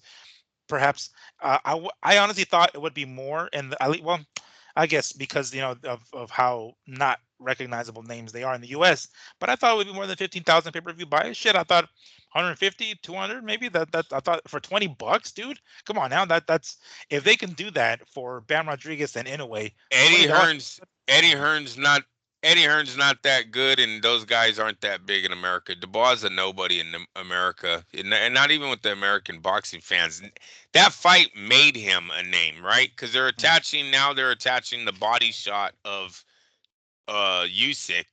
They're attaching that body shot to the beat down of Joshua, and it kind of makes him look bigger. Um, Still don't know if it would do over 20,000 if you ran it back today, just because that's where American fight fans are right now. We need an American. I need to see what our numbers are with this $20 pay-per-view platform with an American fighter. Like, let's see what Garcia versus Tank would have done at $20. You understand? If it brought in 1.4 million at $80 a pop, what do you think $20 would have brought in? You know Right? what's kind of funny? Yeah, no, I see what you're saying. I'm looking up. Oh, check this out. The Fury. Hold on, am I reading this right? When did they fight? When do you remember when they fought? I mean, they're gonna Who? fight Fury and Usyk. Um, I don't remember the month. No, I could look okay. it up. It Oh, means because like I'm pulling up, I'm trying to see whether or not Fury Usyk 2 is gonna be a $20 pay-per-view or not. I that's on ESPN, I believe, bro. That's not. Oh, it's Riyadh season it's though. Riyadh season. It's gonna be over there because like and right now the article that pulled up said it's gonna be 69.99. I'm just not sure if this is what it was the last time. Like if I'm reading an old article here, it says May of 2024. Hold on. Let me just make sure ESPN or DAZN. The price will be. I think this might be the first one. I don't think this is the second one. Yeah, Okay. because May sounds about right too. Remember, it got Okay. postponed. All right. Let me see if I can find out. Oh, that's right. How much does it really cost? Yeah, see, this is giving me just Yeah, information. May Okay, 24th was the first fight, bro. yeah. So anyway, so yeah, so I don't know how much. Let me see. I'm still kind of like breezing through. Oh yeah, May 18th was their first fight. You're right. Um, see if it's got some sort of pay-per-view. And oh yes, it's gonna be $70 because I says Usyk versus Fury 2 on TV channel live streaming details yada yada yada. As a result of the first fight was aired live by 3 different pay-per-view outlets in the UK alone: DAZN pay-per-view, Sky Sports, and Box Office, TNT Sports. In the US, the 2 outlets had. Oh no, fuck! It's still talking about. Never mind. I thought it keeps talking about the first one. Damn it! It keeps Hey, referring to now the. let me ask this. Yeah. I wonder if that $20 pay-per-view platform is only for the DAZN subscribers. Because remember, he signed in with DAZN now. His Right. Excellency is on DAZN, so maybe ESPN is like, no, we're not doing that. We're gonna stick with whatever price we have, and whatever you're doing over there on DAZN, you keep it over there. No, because well, then who the hell would buy it on the You would ESPN have to platform? subscribe to DAZN to get that platform. Hmm. Oh, you would have to be subscribed to get twenty Yeah, bucks. Huh. Okay.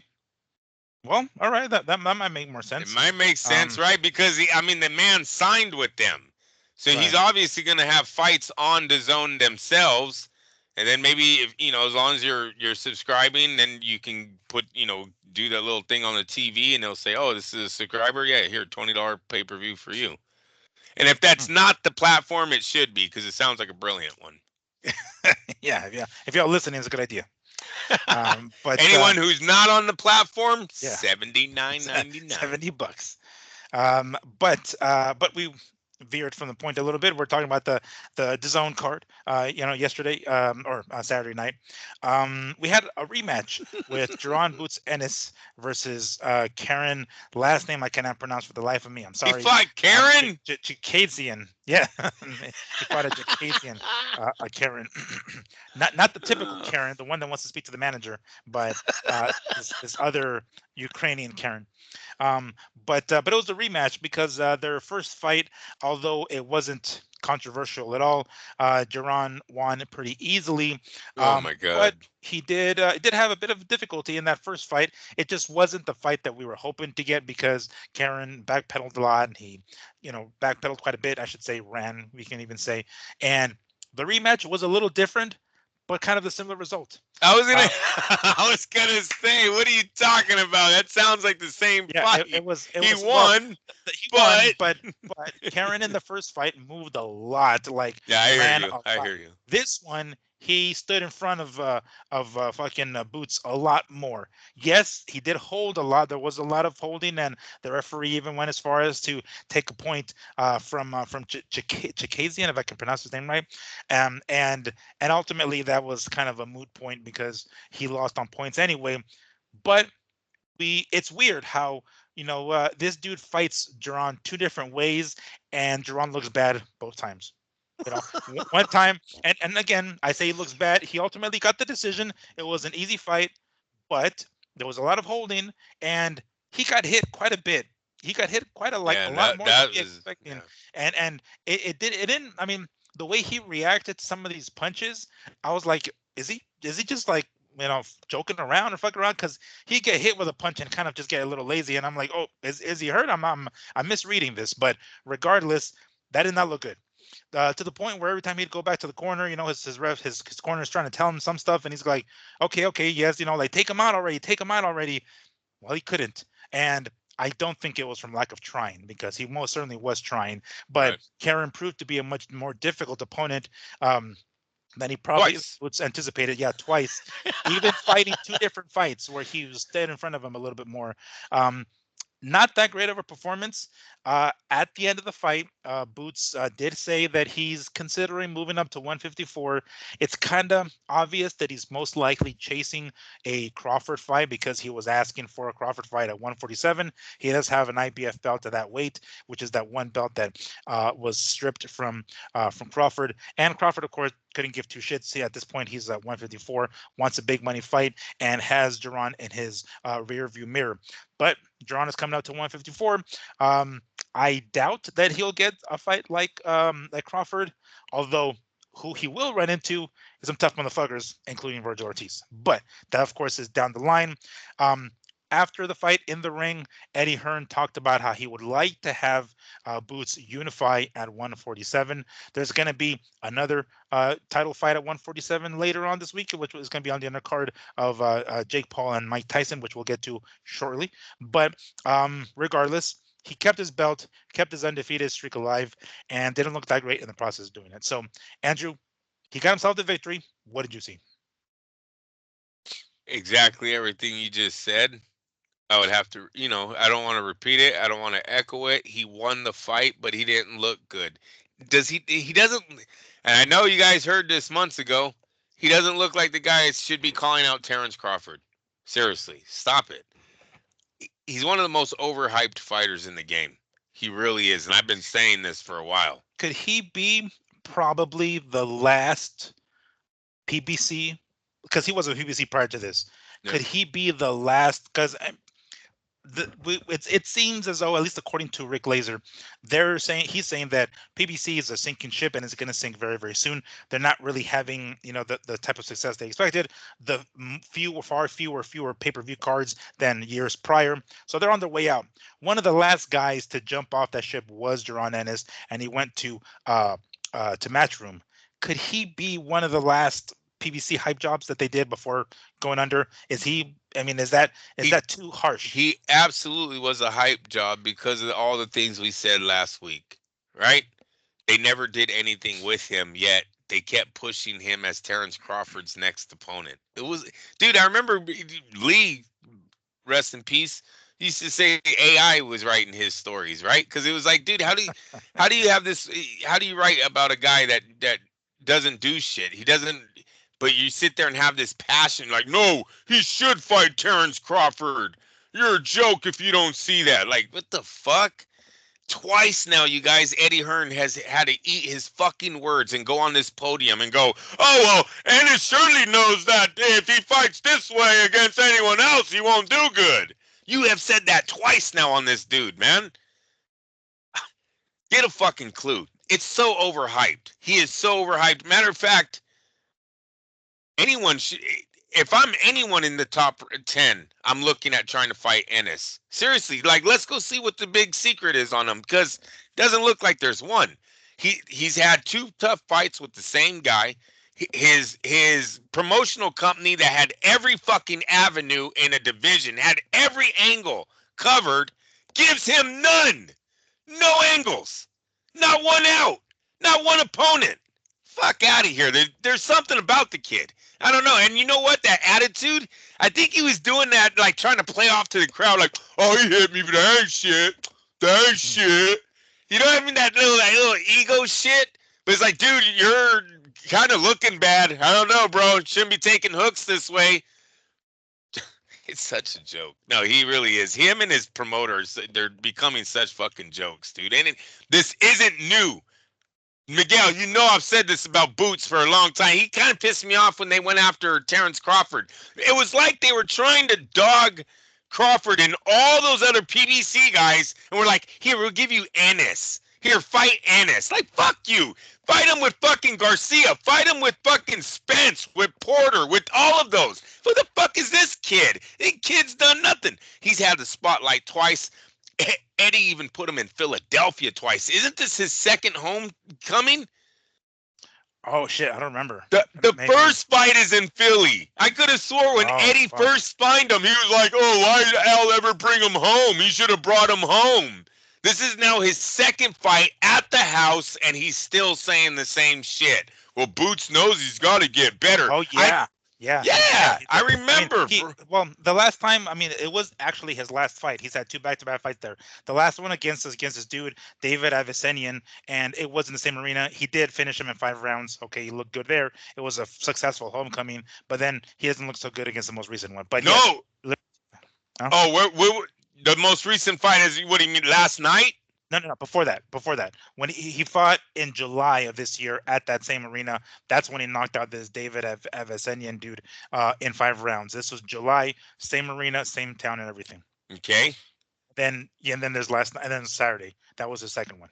But even in a Vincentian fight, Fuckface was saying the same thing after that one. He was all Boots knows if he fights this way against Virgil or whatever, it won't be such an easy night. He was getting hit in this and that night too. He might have finished the guy, but the red flags were already going up with Eddie. Watch both interviews. Eddie says the same fucking thing. That's why I'm like, dude, this is his second fight and you're saying the same shit. I think Boots knows that this is the biggest fights of his career. He's given you the best he's got. You're really telling me that on the brink of fighting the best fighter in the world, you came in half-ass? Get out of here. Stop it. That's the best you're going to get from him. That's who he is. What Boots is showing Eddie right now, this is who I am. This is all I got. You gave me home field advantage. You've given me the main event. All the lights on me, and he's underperformed twice now for Eddie Hearn. It's Eddie Hearn's own words, not mine. So, I kept saying, who is this guy? Why didn't Al Heyman ever do anything with them? I think we're clearly finding out why Al Heyman couldn't do anything with him. We're only going to find out more. But unfortunately, it's going to be under the tab of that old Eddie Hearn. Sure, De La Hoya is licking his chops at getting one of his guys in with Boots Ennis. I like Boots as a fighter. Don't get me wrong. He stays in there. He's laying punches. He's doing everything he's supposed to. But I don't see anything special. It's just it is what it is. He's not elite. Yeah. And so after the fight in the ring, Boots did say maybe it's time for me to go to 154. Could his weight be an issue? Could it be that he stayed at 147 too long? Hasn't got to the point where he's lost yet. Of course, he's still undefeated, so he hasn't had to pay for it yet. But could that be a legitimate reason? He's 27. I think he said it's going to be 28 soon, or the other way around. Maybe he's already 27, or maybe he's 28, be 29. I forgot. But regardless, he's in this high 20s, late 20s at this point, and it seems as though he can't continue to stay at 147 because chances are he's going to have these kinds of fights, which kind of sucks to some degree because, as we mentioned, on the undercard of Mike Tyson and Jake Paul is a WBC welterweight fight with Abel Ramos taking on the champion Mario Barrios. So Barrios would be a pretty tight-ass fight against Ennis. I'd be down for that one, but it doesn't seem like Ennis is going to stay at 147 much longer. Could that be one of the reasons why this is all he can give, is because he's kind of drained at 147? It might be. I'm not in his camp. It could be. And that's the out we'll give him, right? So we'll allow him to go to 154. If he blows it there, then we know what he was at 147. Barrios and him been under the same promotional banner. PBC for a while, yeah. Yeah, for a while, and they never fought each other. So I am not putting too much in it that they're going to fight each other now. I don't know what Eddie's going to do with Boots, because it seems like he wants the biggest money, man. And if he wants that, he's gonna have to fight one of the big dogs, right? Mm-hmm. So it's a good fight, because Charlo, if he was a fight of Charlo, those guys been out of the ring for a while. Fundura, he's good, but there's an avenue to beat him too. He's not unbeatable, right? Mm-hmm. So he has success there. Just leave Terrence Crawford's name out of your fucking mouth, seriously. And Terrence don't even make that money for you to keep bringing him up anyways. Let that thing build naturally. And I guess that's what he's trying to do. But bro, when you're not successful in the ring with the showcase, it's kind of hard to talk shit outside of the ring, right? He needs to start giving us some knockout highlight reels. Start giving us some better opposition. Try to unify. Work your way to Terrence Crawford. Don't talk shit. Don't do the Jake Paul route. That's what Jake Paul's trying to do. I don't like that. Don't try to talk your way into these big fights. Go prove your shit. I think Ennis wants to do it. It just might be his team and his promotional company know that he's limited. He looks limited. That's what he looks like to me. So with that being said, they're probably just trying to hold out his undefeated record, sneak him in one of those fucking vacant title shots, or give him a phone call in the night, give him a title. And then you get him a cash out deal with Terrence. Boom, cashed him out. Well, it never happened with L. L fucking dangled that carrot in front of his face for hella long. Never gave him the big fight. He had to move on. Now Eddie's given him the limelight twice, and his twice has come back to the podium and echoed the same fucking words that he's not ready. Basically, when thought this guy is supposed to be fighting Terrence Crawford, now you're telling me he needs to get better. It's just Well, what avenue? I mean, okay, so I personally think that I don't think they're going to be able to convince. I'm saying Ennis's team and Eddie Hearn, neither of them are going to be able to convince. I think Boots to stay at 147. I think his next move is 154. That's what it seems. That's a tough path. I don't. Number one, one of the other champions is Crawford. Chances are he's not going to get Crawford, right? We can kind of eliminate him from the equation for the time being. Number two, the two dudes who had good fights with Crawford, this Majimov, right? And yeah. then the dude who had a tough fight Bruce with Sick or whatever. yeah, Boacek.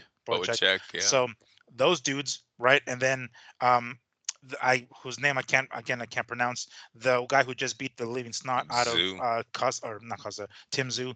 Um, that is that's kind of a murderer's row, dude. Like, you know what I'm saying? Like, he would be lucky if he can skip all of them and go directly to someone like Fundora, because we see a path to beating Fundora. He can be beat, he can be hit.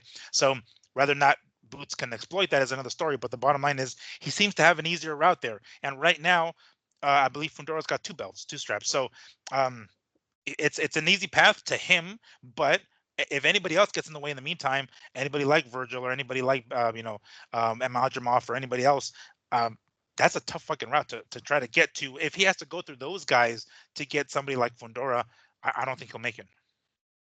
The better the better career is at 147. Not only is he fighting the easier fighters and the likes of Barrios, right? Mm-hmm. He has guys coming up like Devin Haney, Ryan Garcia, and Teofimo Lopez. But can he stay there long enough? I don't know. Like I said, I'm not. Do they complain about his weight? Is that something that's big in his career? I mean, not complaint per se, but they'll drop little hints. Specifically, this last fight, listen to him talk at the end of the fight. He's like, haha, and he kind of talking to Chris Mannix afterwards in the ring. Like, I think it's ready for me to, I think it's time for me to go 154. So he's dropping hints already, And then after they're done interviewing there, Mannix turns to Eddie Hearn, and Hearn's like, look, listen, he wants to go to 154. I would rather he stay at 147 and unify. Yeah. Well, could he end up like? Are we gonna see? Well, of course, Errol Spence staying at 147 longer than he should have.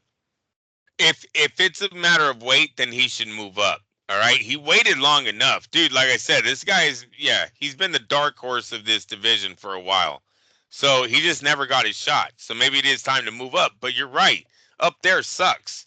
Up there is one fight and you're done, because those other guys, their market isn't anywhere near what he thinks he's supposed to be making. And they're all potential dangerous fights. Those aren't easy fights for him. So you are right that 154 is a way harder division than 147, and 147 also has the potential of being way bigger in financially for him too. There's a few possible pay-per-view fights in that. That Ryan Garcia fight would probably be huge. Right? Ryan's a big star. I know he's a dick, but he's a big star, right? They like watching this kid. He's a draw. So he gets one. And you see what he tweeted? Oh, go ahead. Yeah, breaking news. He's coming back, right? Well, we got to say it. He said that he signed with Riyadh. He's coming back in January. In January 2025. That's what we said. So now this is my question. So His Excellency isn't going with any boxing commission. He's not gonna side with the New York State Athletic Commission. You're not gonna side with Nevada. You want to make enemies of all these guys and just go, hey, fuck what you say. Go ahead, Ryan. Come to Saudi Arabia. I'll fight you. Well, he's got deep pockets. What if he kind of under the table gives a little bit? Oh, well, that's cool. Hey, I ain't mad. The New York State, New York State Athletic Commission saying like, hey, here's the thing. Send me a cake. Send me a cake with the letter in it, and we're good. Yeah. I just need to know that everybody's on the same, the same table, or how do you say it? Same Same page. Same page as this guy, Yeah. exactly. The same page, bro. Because it's not right. The dude was suspended. The WBC suspends him. You know what I mean? We give you all this clout. We put you in the Hall of Fame. Put you in the Hall of Fame, bro. Yeah. After being involved for 5 fucking months. For 5 days. Yeah. Yeah. The contract hasn't even Fucking, signed yet. I could have swore Suleiman made him a belt already. What the fuck? Like, come on. You're just like, screw those guys. Just come to my country. You'll fucking fight. We'll have a great time. Everything will be fine. Lamont is with a fucking like a belt, a WBC belt with a fucking turban or something on it. It's like, here you go. This is the Riyadh season WBC commemorative belt. Please wear this with pride. But no, I think it's great though, because it's like he has two main options here. Go with the less I'm talking about Boots. Go with the less financially lucrative route, but probably better for him overall, going up to 154, or drain yourself, or at least try hard to stay at 147, but it'll be lucrative because of the Haneys, because of the Garcias, because of those names there that he can probably do. I guess he'd be kind of selling his I guess, right? Saying like, you know what, I'm gonna be drained. He's probably gonna whoop my ass, but at least I'm gonna get paid like a motherfucker. Well, if he's that drained, Miguel, I don't want him to stay. If you're Ryan Garcia versus Tank Davis drained, excuse me, there's no reason. I got the hiccups. Excuse me, bro. There's no reason to stay. But if you're Boots, I don't think so. If you're Boots Ennis Saturday night drained, stay in the fucking division, bro. He didn't look that bad. Your problem was this, not fucking weight, bro. your problem is keeping your hands up because your head movement isn't that good. Well, he did drop, the dude, and he couldn't finish the job. Is it because he just didn't have the gas in the tank because of the weight drain? That's something you got to ask him. And he can give you an honest answer. I can't call that looking at him, but because part of the problem was this, but part of the problem is that he didn't have the pop, I guess. And that could be, yeah. No, that could be weight. He looked bigger. He looked big in the ring. Could you imagine what he's going to look like against those other guys? Can you imagine what he looks like against Telefimo? Come on, this guy looks like he's going to be fucking towering Telefimo. I definitely want that fight. Even Barrios looks smaller compared to what Boots looked like Saturday in the ring. Almost looked like a junior middleweight that night. And they were fighting at welterweight. Yeah. So yeah, he's given up a lot of size, but I understand it. If you can't do it health wise, then yeah, there's no reason to stay. It's selling the O. When he's not a boxer, he's more of he's a boxer, but he stands his ground a lot, and that's what's going to have him on the dangerous side against all those European fighters that are at the 154, and then you got Terrence Crawford, who's just the best. So that's a tough fucking timing. Is always what in life is the best thing sometimes. And timing hasn't been the best for Boots in life. He comes to a welterweight division, he gets nobody. Now he's kind of in this pickle where he's wasted too much time welterweights, hasn't got a big fight. All the big fights are coming, but time's running out. You got to move up. And guess what? The 154s isn't as nice as what they used to be a few years ago, right? Mm-hmm. When it was just PBC, Danny Garcia, Lara, Spence, Charlo. Now those guys all seem easy. I don't even know what Charlo would do against these three European dudes. I'm sorry I don't remember all their names, but we know who they are, right? The guys that are making noise right now in that division. He dropped the belts. That says your indication. He gets a nice payday from fucking Canelo and says, you can kiss my ass, y'all can have the belts back. I was the man for a hot minute at 154. So that's a pretty good indication of what he wants with those European fighters. Nope. But on that note, because we are talking about 147 and we are talking about the possible big money fights, Devin Haney is in the news again. This is from today, from Forbes. Literally like that website Forbes, which is the magazine, right? But the website. Devin Haney's return is being negotiated, and it's a mega fight. Let's see what's we got here. Devin Haney is on the comeback trail following his unanimous decision loss overturned, becoming no decision performance against Ryan Garcia. Signs point to Haney skipping a tune-up fight and going straight to the big dogs in his weight region. Now, What does that mean? Junior welter, welter? It doesn't specify. Regardless, according to the source I spoke to, and this is of course the guy writing this article who's a contributor. According to the source I spoke to with direct knowledge, they all say that, Haney is negotiating to face Teofimo Lopez in his return fight. The source didn't share dates or money or weight, apparently, but Haney and Lopez would headline a massive card in 2025 if the fight is agreed to. The card would be broadcasted on ESPN and promoted by Top Rank. Now, broadcasted on ESPN, am I talking about free ESPN or pay per view? They didn't specify pay per view here. It seems like, regular ESPN. I don't know. That's a good idea. This is a pay per view money type fight. But anyway, Haney never lost his WBC Super Lightweight Championship, and it wasn't on the line against Garcia due to the latter missing weight. Yada yada. I don't know if any of this is relevant. However, because of Haney's inactivity, he is no longer considered WBC's 140-pound champion. In June, Alberto Puello was elevated from interim champion. Yada. This is kind of irrelevant news, but let's see here. Lopez is a WBO Super Lightweight champion and the Ring Magazine champ, right? They recognize him as the #1 guy in the weight class. And then it goes on to other shit. But anyway, it goes styles, make fights, yada, yada. Well, this is what this source is saying. We have a potential fight with Haney and Teofimo. They said weight region, so they didn't specify whether it's 140 or 147. I don't know if we're gonna have if Haney is okay with staying at 140 or they're gonna try to arrange something at 147.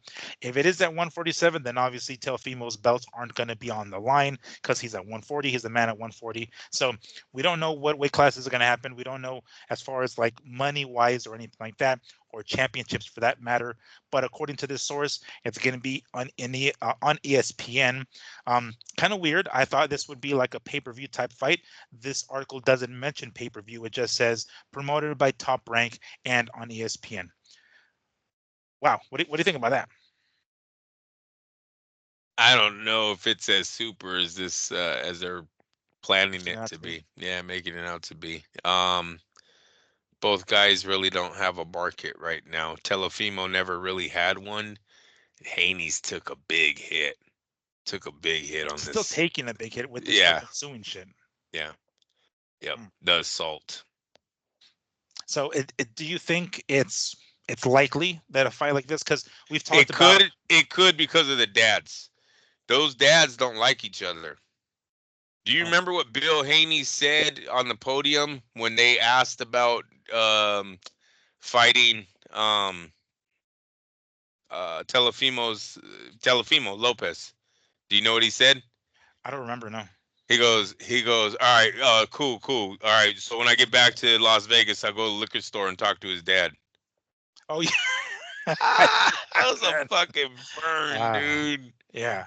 That was a hell of a burn. So there's been some bad blood there. I think it comes from the Olympics, not the Olympics, the amateurs, just like Ryan and Haney kind of had their little thing going. I think there's also some bad blood there with Lopez and Haney that they can probably bring up to sell this fight. It's a good fight for us diehards. Doesn't make a splash in the real world where they need it to make a splash. Is that why you think they're avoiding pay-per-view? Is that why they're just like, fuck it? Because, I mean, I don't know if they really are for sure, but according to this article, it says it'll be on ESPN. I'm going to say it's going to be ESPN. I'm going to say it's going to be on pay-per-view when it's all said and done because of the money that they have to generate. Where are they going to get it from? In boxing, dude, there was only one way we got money, and that was from either HBO giving it to us or the pay-per-view platform. There was really no USA Tuesday Night Fights wasn't giving no big money to these guys. ESPN wasn't giving, you know what I mean? Like it was, so we don't have that. They're gonna have to put it on pay-per-view. ESPN ain't gonna give them shit. You know what I mean? They got all their money tied into all the other big sports. They give everyone else the scraps. What is left? There's no big money in ESPN boxing, at least as far as that caliber of a fight. So I think at the end of the day, it has to go to pay-per-view to please both men. These guys aren't fighting for pennies. At the very least, 2.5 million each. So you're already 5 million in the hole. Okay. That's no undercard. That's no nothing. You know what I mean? ESPN don't have that type of money. So this would have to end. This eventually has to go to the ESPN they have that kind of money. They're just not willing to give them the fucking To money. boxing, yeah, no. Um, let's say they do fight. Mm, let's say they'll do at 147. How does that fight look? I would have Haney. I might have Haney the favorite at 147 just because of size, because we know he's going to come in 155, Mm. if not bigger. I could have swore they said he was bigger, 160 or something when he fought Ryan. Teofimo's not that big. Just doesn't look like he carried weight to 140 that great. To put on another 7 pounds and then to say, all right, now you get to eat whatever you want. You weighed in at 147. I think I would favor Haney. At 140, I favor Teofimo Lopez. I think he's a better fighter at 140. So that's a matter of 7 pounds for me on who I would pick as the favorite in that fight. So and I like I said, I like the fight. I like the fight with Teofimo with anyone. I think the kid deserves it. Um, Haney deserves it too. He got a little screwy on me. I don't know what the hell happened to Haney. Yeah. Yeah, he was like a good kid, and then he went all weird on us. Not even just the way he dresses, but and dude, I called for the lawsuit, and not that I called for it. I seen it coming. Like Mm. when you see what's going on in today's world with social media and how the court system can pin what you say on social media against you and actually get guilty verdicts from it. Ryan, like what? Ryan was stupid. You know what I mean? It was a fucking lawyer's dream, bro. Like at the very end, we got a case to drain money out of both of you guys. That's what these lawyers say. His lawyer called Ryan's lawyer and was like, "Hey, at the very end, we can make some money, right? Yeah, let's run with it." Like, what the fuck, dude? So, anyways, it's not that I called for it. You kind of see that shit coming. Where it's like, if he has a lawyer, they're gonna. You're saying a lot of shit on you're confessing to a lot of stuff You're on your admitting a lot of stuff. Yeah. yeah, it's on your feed, man. You got to stop doing that. So, anyways, so he got a little weird on us. Then the altercation at the fair was kind of like the last thing, right? I was like, all right, who the fuck is this kid now? And then we kind of we're losing him. It was a bad look, and I know it was probably just a coincidence thing that Berlanga and Shakur was it Berlanga and Shakur they're ignoring him. Remember, he's all talking. They hella look like they're just not engaging Haney. Yeah, his market is just so low right now. Don't know if too many be tuning in. I wouldn't invest that much into that fight if it's supposed to be pay-per-view driven. If that's the game plan going for this, can't put too much on the line because I don't know what the payback's gonna be. Hell, Teofimo still doesn't even know if he's American, if he's Honduras, and then he had another one. He brought up another one in his last fight. Oh, it's not Honduras anymore. Oh yeah, they switched it up again. What is it? Costa Rica or something? Yeah, I forget, bro. But they're bringing up another flag Guatemala, now. Fuck. El Salvador. That's exactly. I was like, it's just a bad look. And it's so stupid. I don't understand we can't do the American dream because Haney's the American dream. That one I never understood either. Who the fuck cares? Why can't you have two American dreams? Like what? That was just weird. That top rank. He's saying top rank told him he couldn't do that. Do you know that? No. I remember you mentioning the Lopez's said that it was top rank that told them they can't use the dream because he was the American dream. Remember, he was doing all that, which was cool. That's fine. And then Haney did it, and all that bullshit happened. And now Teofimo's kind of just lost on a character. He's like, come on, Bob, if you're going to Vince McMahon these guys, give them characters, eh? Yeah. Give this guy a fucking city or a country already. Give him a nice gimmick. Let's do a DNA test, put that shit on the wall, and pick one of these fucking things, man. Let's do a 23andMe, and then we can guess. At that point, throw a fucking dart at the wall. Yeah. He's like, now you're from Zimbabwe. Okay, cool. The Zimbabwe drink. Here we go. It's like next week you're from Nigeria. Cool. I'm the Nigerian drink. Let's go. Let's get it.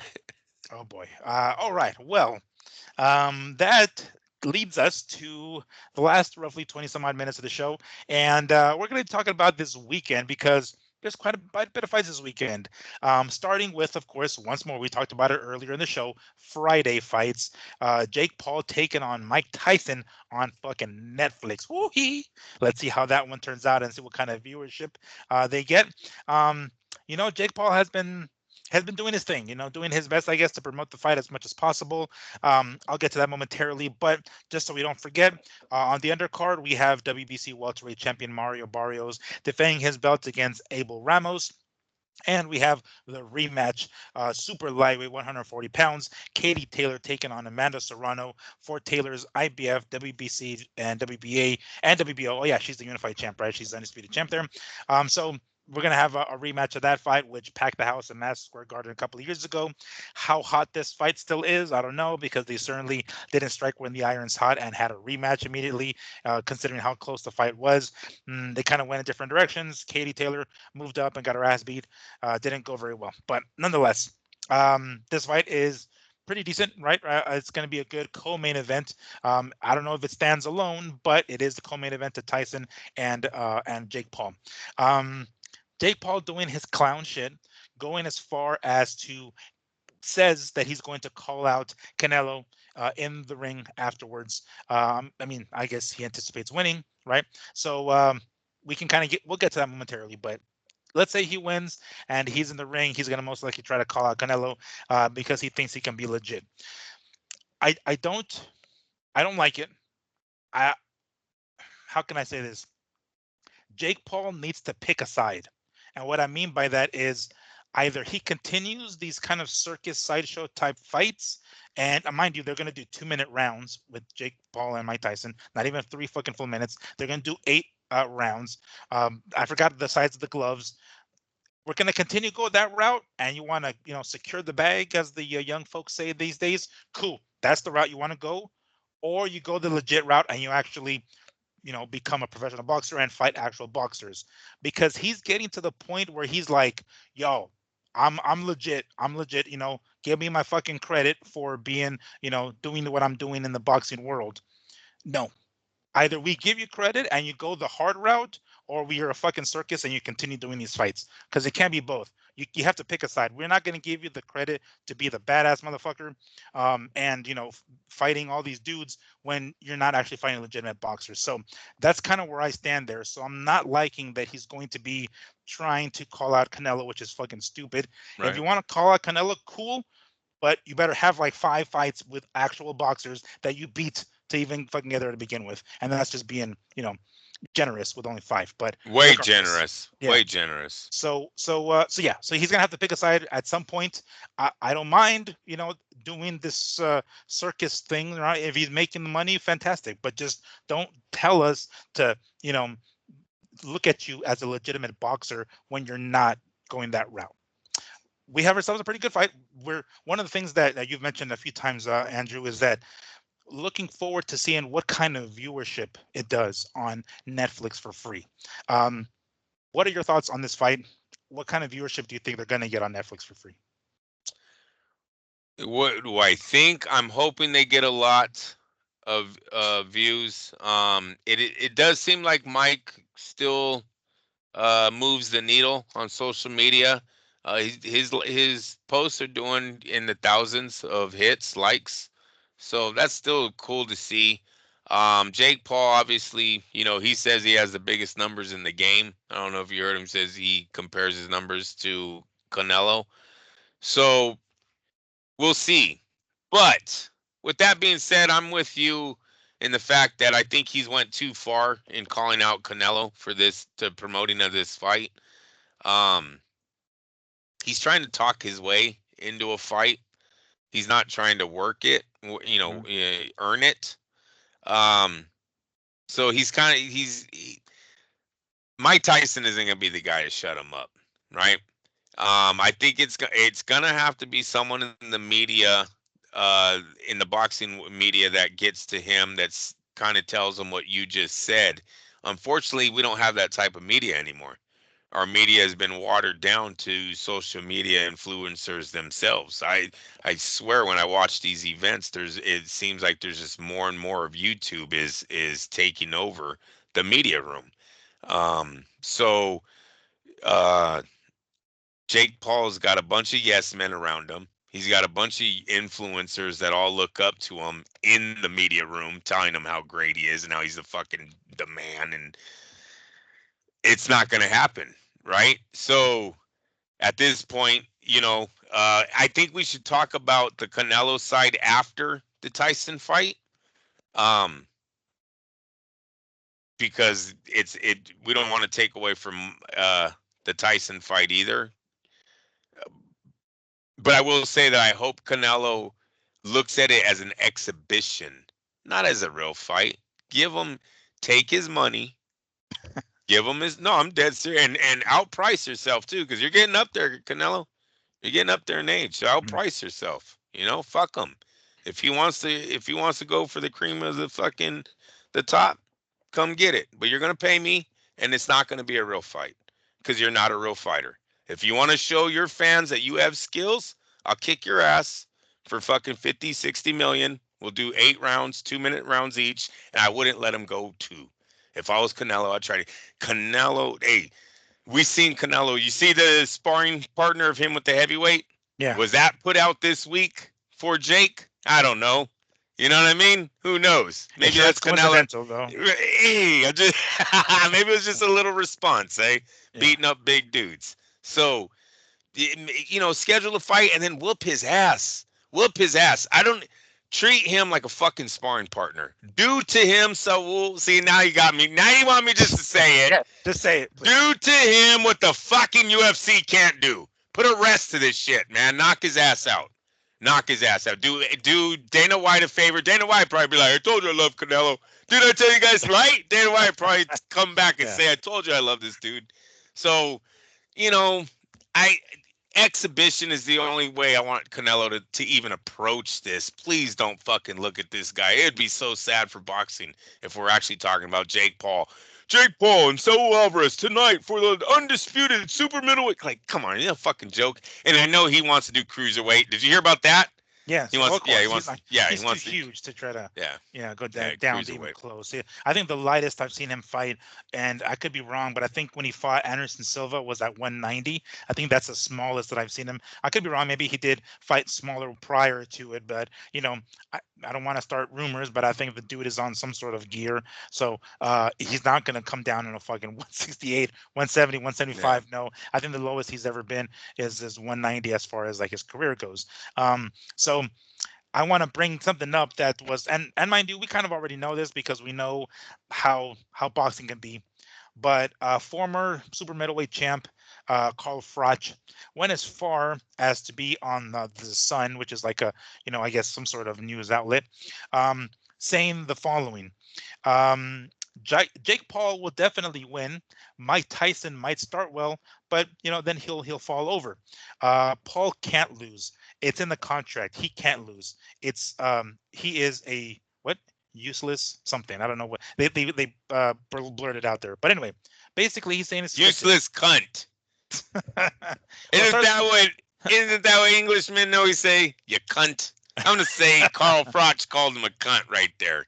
Yeah, I wouldn't be surprised. If you ever meet Froch, ask him that. Write that down, bro. If you ever see Froch in Vegas, say, did you call Jake Paul a useless cunt? Yeah.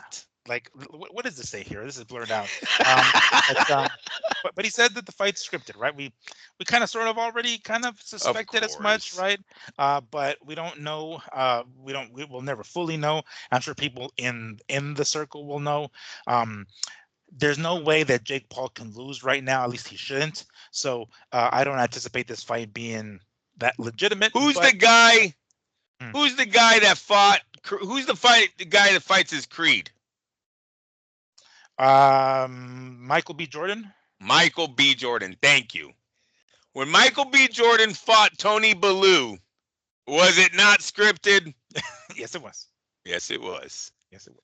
But there's a problem when a professional striker is even playing around with normal guys. Mike Tyson is that professional striker still. So even though it's scripted, it's a Rocky scene, it's a Creed scene, there is a possibility. Matter of fact, when Tarver fought Stallone, wasn't it scripted? You gotta make it look real. You gotta make it look real, right? I think they said Stallone woke up in the hospital, if I'm not mistaken. Yeah. Fuck out of here. So even though it's scripted, we never know what happens when Mike touches Jake Paul's chin. Mike might have to hold him up. That's when you know it will be scripted. Mike might be like, "Hey, I did it. Sorry, I'm sorry, I'm sorry." And he's, yeah, what does Mike always do? He always does the hand thing. I'm Yeah. sorry, brother. Didn't mean to And then fucking knock and you then out. and Mike's corner's like, motherfucker, you're gonna ruin our damn paycheck. Lift him They up, hold him take up. 5 million back if you land that punch, you Yeah, asshole. yeah. No, so I am with Carl Froch. I think it's scripted. Miguel, I was looking at the odds. You know I'm a degenerate gambler. I got issues. So I'm looking at Tyson Paul odds. I don't know why. They've got other fights that are real fights, all right? So don't hold me to this Yes. He has bullshit. Barrios and Abel Ramos and Katie Yeah, Taylor and and Serrano Katie, for sure. yeah, exactly. Hey, Chavez Hall. Is that not on there anymore? Did Chavez fail that? Um, Remember, wasn't Chavez Jr. supposed to be on this card against some UFC dude? no, they already fought, didn't they? Or am I tripping? Shit. Did they already fight? All right, maybe they did. I thought he was going to be on. I thought he was making a Well, comeback on the Paul fight, the Paul not that I card. see. I have the undercard here. No, I mean unless my memory, because I remember that, but I thought they had already fought. Fuck if I know. I don't Maybe know. they did. Maybe they did. All right. So, anyways, there's some real fights on there, but I'm looking at the odds this weekend. Dude, why do they have Jake Paul as the better odds? And I'm sorry I didn't bring them home. They're on that kiosk. It's not a piece of paper. Why do they have fucking Jake Paul knockout over Mike Tyson lesser odds than the decision? The knockout, let's say the knockout is like 200 to 1. The decision was plus 325. Hey, Freaking, I that's know. that's a decision. I A don't think decision, bro. I don't think he's gonna. I don't think anybody's gonna knock out anybody. Obviously, we know Tyson isn't gonna knock out Jake, right? Because otherwise the paycheck is shorter. But I don't think I'm call me crazy, but I don't think Tyson's gonna be like, all right, yeah, I'll throw the fight. Go ahead and clock me real good, and then I'll take a dive. Like, no, fuck that. He's like, yeah, we'll make it a fight. We'll do Roy Jones and Mike Tyson and go the decision. How about that? Then you can definitely win. Because I don't see what's his name, Tyson taking a shot like I that. I Mm. think with the respect that Paul has shown Mike Tyson, I think that's only going to lead into that ring, and he's going to try to outbox the man. If there's any real bit to this fight, it's going to be the cat and mouse thing, right? Jake Paul's going to be trying to land points, try to stay away, try to play to the crowd. Just don't get hit. As though they're, like what you just said. His corner would be like, don't hit him. Um, how the hell do they have, like why? And then it's like, so you look at the draw, and the draw was really high. But it's like if Jake Plus Paul 1,000. has, It just so happens that I happen to have it up here on my end there with you the go. MGM, the Bet MGM app on the phone. Sorry, guys. I'm not exactly that. I'm not exactly the gambler, but I'll take a look at the fucking. All right, we have the just a straight win, right? The money line, I guess, right? Mike Tyson plus 190 and Jake Paul minus 250. That's just a straight money line. Okay. The draw plus 1,000. All right. Okay. To your point, Jake Paul on points decision plus 300. Okay. That's what it's at right now. Jake Paul by TKO, KO, or a DQ plus 110, a lot closer. Mike Tyson by points, Mike Tyson by decision, in other words, plus 1,000, just like the draw. And lastly, Tyson by KO, DQ, or TKO plus 275. So if you think you're going to get a draw, you might want to put your money on plus 1,000. But yeah, I think the And better. my thing with the draw, though, it doesn't help Jake Paul at all. How is he supposed to Well, call out Canelo if you're having a draw with fucking 57-year-old that's true. dude? That's true. That's true. You know Well, what I mean? Oh, went to war with him. He won 4, I won 4. Fuck you, Canelo. What? yeah. What? So it's going to be a total sham if they do anything but Jake Paul winning this fight. Mhm. That plus 300 with Jake Paul by decision is mighty tempting. I gotta Looks say. juicy. It looks hella juicy, bro. Mhm. So yeah, I like that. I like that bet. Um, and I don't see Jake Paul fucking hammering out a 57-year-old. Are we really gonna watch a battered grandpa? I The know. dude's a legit grandpa. You're gonna batter him on the ropes.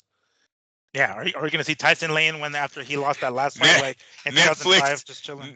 Netflix is all. This is a bad idea. As Yeah, Grandpa's getting beat up in the ring, the yeah. fuck. Jeez, it's like the guys on the fucking behind the screens at Netflix, like, cut off, cut off, cut off. We're gonna see a fucking murder That's here a tonight. bad idea. Who the Yeah, fuck talked me into this? Was I drunk? Was I fucking drunk when I signed this? That's what the yeah, CEO's gonna be saying. You know what I mean? Who the fuck put this 57-year-old yeah. old in the ring? Can you It's like imagine if he never shows? again. Oh, Cause if he shows up like Holyfield did against Vitor Belfort, bro, we're in a bad night. We're gonna have a bad night. Throws a punch, falls fucking down, gets hit once, was fucking just like his legs were tap dancing all over the ring. I could have swore he did a tap dance like in a circle before he fell down. It was it was fucking uh, it was old man bad, dude. And he had all the muscles and everything too when he got on the scale. It was like, damn, Holyfield still looks big. Mike, we're all saying, even though I keep telling my people, if you really watch these videos, they're not long, man. I would really like to see a 1 minute, 2 minute video of Mike working out on a heavy bag, not fucking boom, boom, boom. Oh, he's got that speed. Dude, that was 3 punches. What the fuck? Faster he's going to unload that combo when the bell rings. Then what's after that? hmm. Yeah. So we can agree. 325, please. 325 or 300. You said plus Well, 300. according to this 300, but Yeah. on your end, it might be slightly different. But And regardless, I it's bet. a three. Well, it was 325 before I laid the money down. So you locked it I in. moved the line. That's what I'm saying. Put the house. No, I'm just kidding. Just kidding. Yeah, put the kids' Christmas And gift. then the I lot. left it on the fucking kiosk after that. Fucking Yeah. dick. What a dick. I bought somebody else kids' Christmas gift. I just need someone else's day. They're gonna take out the fucking. At least I have the picture. Yeah, I know. It's like, you owe me $300, asshole. You know who you are. We have you on the camera. Oh, hey, I hope you get a flat tire if you're listening to this. 2 of them, Yeah. fuck face. I hope you drove home in the snow and you were fucking stranded. You son of a bitch. Yeah. don't make me get evil. It's that time of the year. You have to be nice and Shit. But sorry, I'm coughing all over. It's smoking for two nights. Oh, geez, no problem. We got ourselves another fight Saturday. This one a more legitimate card, of course. The Latin Night, which sounds like what they Great have fights. at nightclubs. But we have ourselves a pretty solid card on DAZN. It's going to be Riyadh season Latin Nights with Gilberto Ramirez defending his WBO. It looks like he's got the WBA belt, I think. And I think, it's Yeah, a good WBA. fight. So yeah, Chris Billum Smith has the WBO or whatever the other belt happens to be, but basically they're the unifying belts at cruiserweight. That's going to be the main event for this card, and then on the undercard we have quite a stacked card. I gotta hand it to Oscar De La Hoya. He kind of stacked this card pretty damn good. Jose Ramirez taking on Arnold Barboza Great Jr. fight. These guys have been kind of at each other's necks for a little bit. They were both previously with Top Rank for whatever the fuck reason. The fight didn't happen there. Now they're both over here at Golden Boy, and we're finally getting the fight. So props to Oscar for pulling the trigger on this fight. I'm down for it. Then we have Tevin Farmer taking on William Cepeda. Damn. All right. Keeping Cepeda busy, making sure he doesn't stay out of the ring too long. I'm sure he's still on the hunt for that Shakur fight. But in the meantime, he's staying busy with a tough guy like Tevin Farmer. All he got to do, all he has to do is impress the man sitting ringside that night. He's fighting right in front of him. Just show out, and Shakur will be in his future, near future. Yeah, precisely. And it's going to be on DAZN. It's going to be Saturday night. That's a fucking good card. Yes, it is. Card.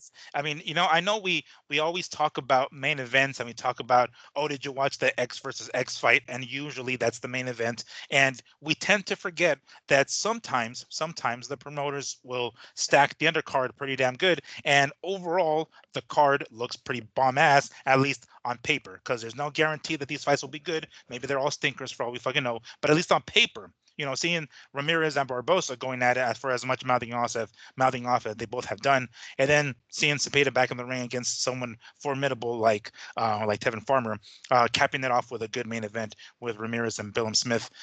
This is a pretty fucking good card. I'm looking forward to it. I'm looking forward to it more obviously than the Jake Paul and Mike Tyson card, but it definitely helps that this fight is this Riyadh season Latin night is on Saturday, and Jake Paul and Mike Tyson is on Friday, so we don't have to be hopping back and forth on these channels. So I guess, what do you think about this card? It's an excellent. Who you're looking forward to seeing most, I guess. Oh, it's gonna have to be Barbosa and Ramirez. I'm a big Jose Ramirez fan.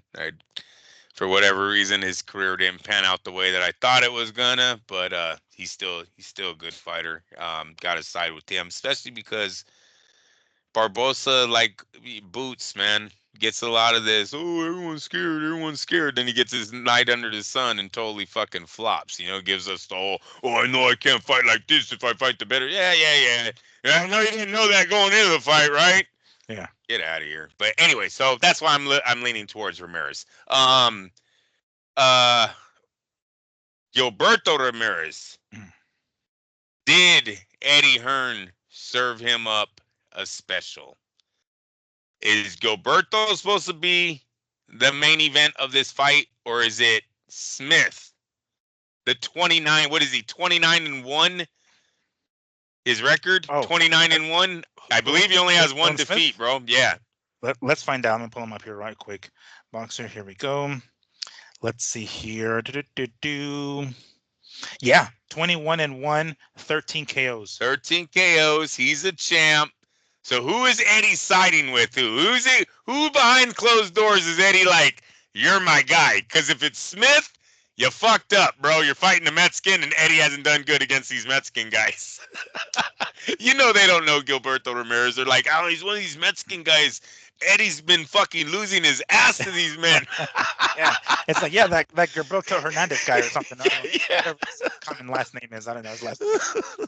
So yeah, if he's going for Smith, he shouldn't have signed. Maybe he's playing both sides. Maybe he's, while he's in Gilberto's corner, saying like, Gilberto, we're behind you, yada yada, and then he goes back to Billum Smith, being like, dude, don't fucking make me look bad. Every fucking Mexican whipping his ass. Just get his ass out of there. I don't give a fuck if you have to cap his knees. You do that shit, Like, I think that's kind of how he is when he goes. Because, it's his countryman. What is he going to do? Really, like, go against his own countryman? And a guy that, of course, he's stable. Then he's going to serve up a special to his countrymen, because this is going to be another loss. Gilberto, there's a chance of an upset because they're going to Saudi Arabia. Ramirez, I don't know if he fought Bivol there. I don't know where he fought Bivol. Yeah, I know. Let me see if I can pull it up here real quick. I don't remember right offhand. It certainly wasn't in the U.S., but we're about to find out. Let's see here. It was Abu Dhabi.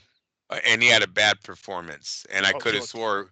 Yeah, I could have swore we talked. Yeah, I think he fucking threw the damn fight because, mind you, this is just me and my conspiracy theories. I think the son of a bitch threw the fight, got a nice payday to make sure that Bivol and Canelo rematch doesn't get spoiled. And his very next fight, he's supposed to fight against Gabe Rosado, who's totally washed up, and he comes in heavy and says, "No, I'm not gonna make weight. Fuck it." Maybe he still had some of the money in the bank and couldn't give two fucks about fighting, Rosado, because not only did he look completely out of shape, but during the week he's like, "Yeah, we're not fighting. Fucking fuck out of here." So anyway, but that's just my conspiracy theories. But I remember after that fight being like, it might have been the Saudi Arabia, the time lapse and everything like that. So Smith has that going. He's from the UK. He's going to adapt a lot faster to the climate, to everything out there. And then Gilberto's going to fly in, and maybe he can pull off an upset. But history tells us that Eddie's been wrong every single fucking time. Mm-hmm. I don't know if he has one right. I swear, there is a meme. I know me and you have probably shared it. It's like a dozen guys, dude, that Eddie Hearn is matched up against Mexicans, and they've all lost.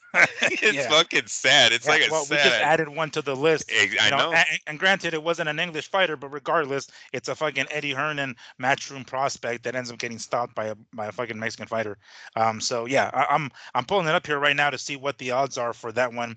Okay, fight results. Yeah, wow. Gilberto Ramirez -275.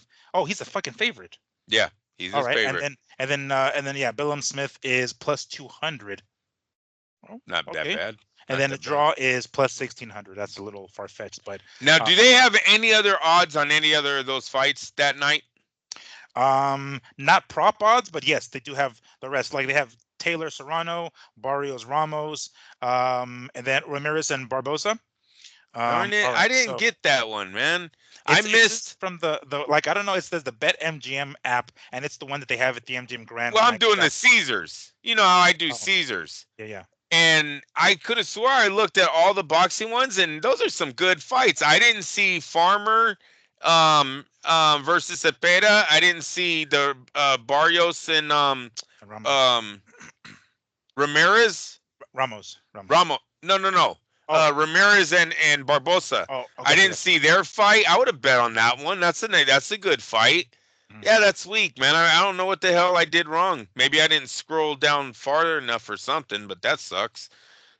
Hmm. Mm. Yeah. So on that note, Ramirez is the favorite at minus 200. Barbosa the underdog at plus 150. All right. Wow, Ramirez is the favorite. Wow, poor Barbosa. Mm. They don't believe in you. You were the new dog and you're not even favored. Wow. Because Mm. he is older. You know, he's Yes. new, but he's in his 30s, you know? So that might be what it is. Mm. Well, that pretty much sums up today's show.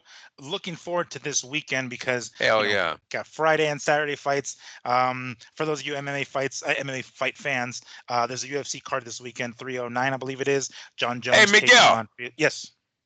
which one do you throw barbecue for? Is it Friday night free Netflix or is it Saturday Um. night DAZN? And is it Saturday night because it's in Saudi Arabia? That's going to suck. Oh, thank you You for know bringing that what? up. That's Hold gonna up, hold suck up. if that I, fight's in the daytime. it is going to be in the daytime. Oh The action man. starts at 8 p.m. local time. That's 9 p.m. United Arab. 12 noon in the U.S. Hold on, 12 noon U.S. Eastern time. Miguel's funny. Oh, 12 Eastern. That's fucking 9 9 a.m. a.m. But that's when That's the the card. Okay, undercard yeah, yeah, yeah. starts. So the fights won't be until later, but still that fight card's too good to have so early. You know what I mean? Sometimes I like for the boxing to end my night, to end my Saturday with some good fights. I hate it when it's 3 in the afternoon or 4 in the afternoon. Now you're like, oh, what are we gonna do now? Because it's too late to drive anywhere. You know what I mean? It's not like you can be like, hey, let's take the kids and go for a hike. It's 4 in the fucking afternoon. The sun's dropping. Yeah. Ah, Well, whatever. it's gonna be on the app. So if you think you can do it, stay away from social media and just watch that shit later in the night. Later on. That Yeah. I've done that myself a few times, especially with UFC cards because sometimes they do that shit over there as well. And I'm like, I don't want to see. And sometimes I forget, and I just out of habit pull up Instagram and I see the result of maybe the co-main event. I'm like, fuck, I wanted to see what the hell happened. The UFC card this weekend is going to be in Madison Square Garden, New Hey, York, so it's going to be later. le- legit have looked at my open up Facebook and you like throw the phone like fuck, I almost fucked up. Yeah. Don't show me the fight. Yeah, I've done that, bro. So you launch that phone and you're like, oh my god, I almost ruined it. I did fucking 5 hours of not looking at the fucking thing and I almost ruined it. Cause dude, you know, as soon as it uploads, I know you're the same way. So many boxing shit. The first story that pops up is gonna be the one that ruins it for you. You know what I mean? So yeah, I've thrown that phone once I realized what I did. All right. Well, for those of you on the East Coast, 9 a.m. is when or I'm sorry, noon is when you can expect the start of that Riyadh season Latin night card on DAZN. For Hey, those of which you on one are you Pacific gonna Standard Time, do? huh? Which one are you gonna do? What barbecue? Oh, oh, damn it. Well, it's tough because for the casual fan, I would do it on Friday night, of course, Yeah. right? But for the hardcore fans, I would probably do it Saturday night. And God damn it, I probably would do Friday night. I guess I would do Friday night because like it's Friday night, it kicks off the weekend, and it's in the evening. Yeah, we'll do In the probably evening. Tyson, Jake Paul, probably most likely. I mean, and it's free. Well, I mean, I guess DAZN is free too, but still, my point is, Netflix, it's not like it's a big name fight and name fight, and it's free on Netflix. So I would probably would do it for Jake Paul and Tyson Friday night. Same. Um, Same here. all right. Especially if I'm inviting people over. They're going to be like, who the fuck is Barboza? I don't know fuck who this Maroon. Like, this should have come yesterday. Never mind. Fuck. God damn. He's like, who's this Cameron dude? Who's the shrimp Cameron? Like, you gotta leave. Get out of here. Order Forget pizza. about it. Yeah. You can't take your beer home. You leave it. Well, thank you everybody for joining us, and we appreciate your patience. Of course, not doing the show Sunday night the way we normally do, but rather Monday on this Veterans Day. We will be Happy back. Veterans Day. Happy Yes, Veterans Day for sir. everybody. Yes, Thank you sir. for your service and your sacrifice, as always. We will be back Sunday with a lot of fight results and see how how Andrew's parlay ticket turned out, and see which fights succeeded, which fights didn't. But thank you so much as always for joining us. You enjoy the rest of your work week. We'll be back next weekend, and we'll see you guys then. Take care. Have a good night.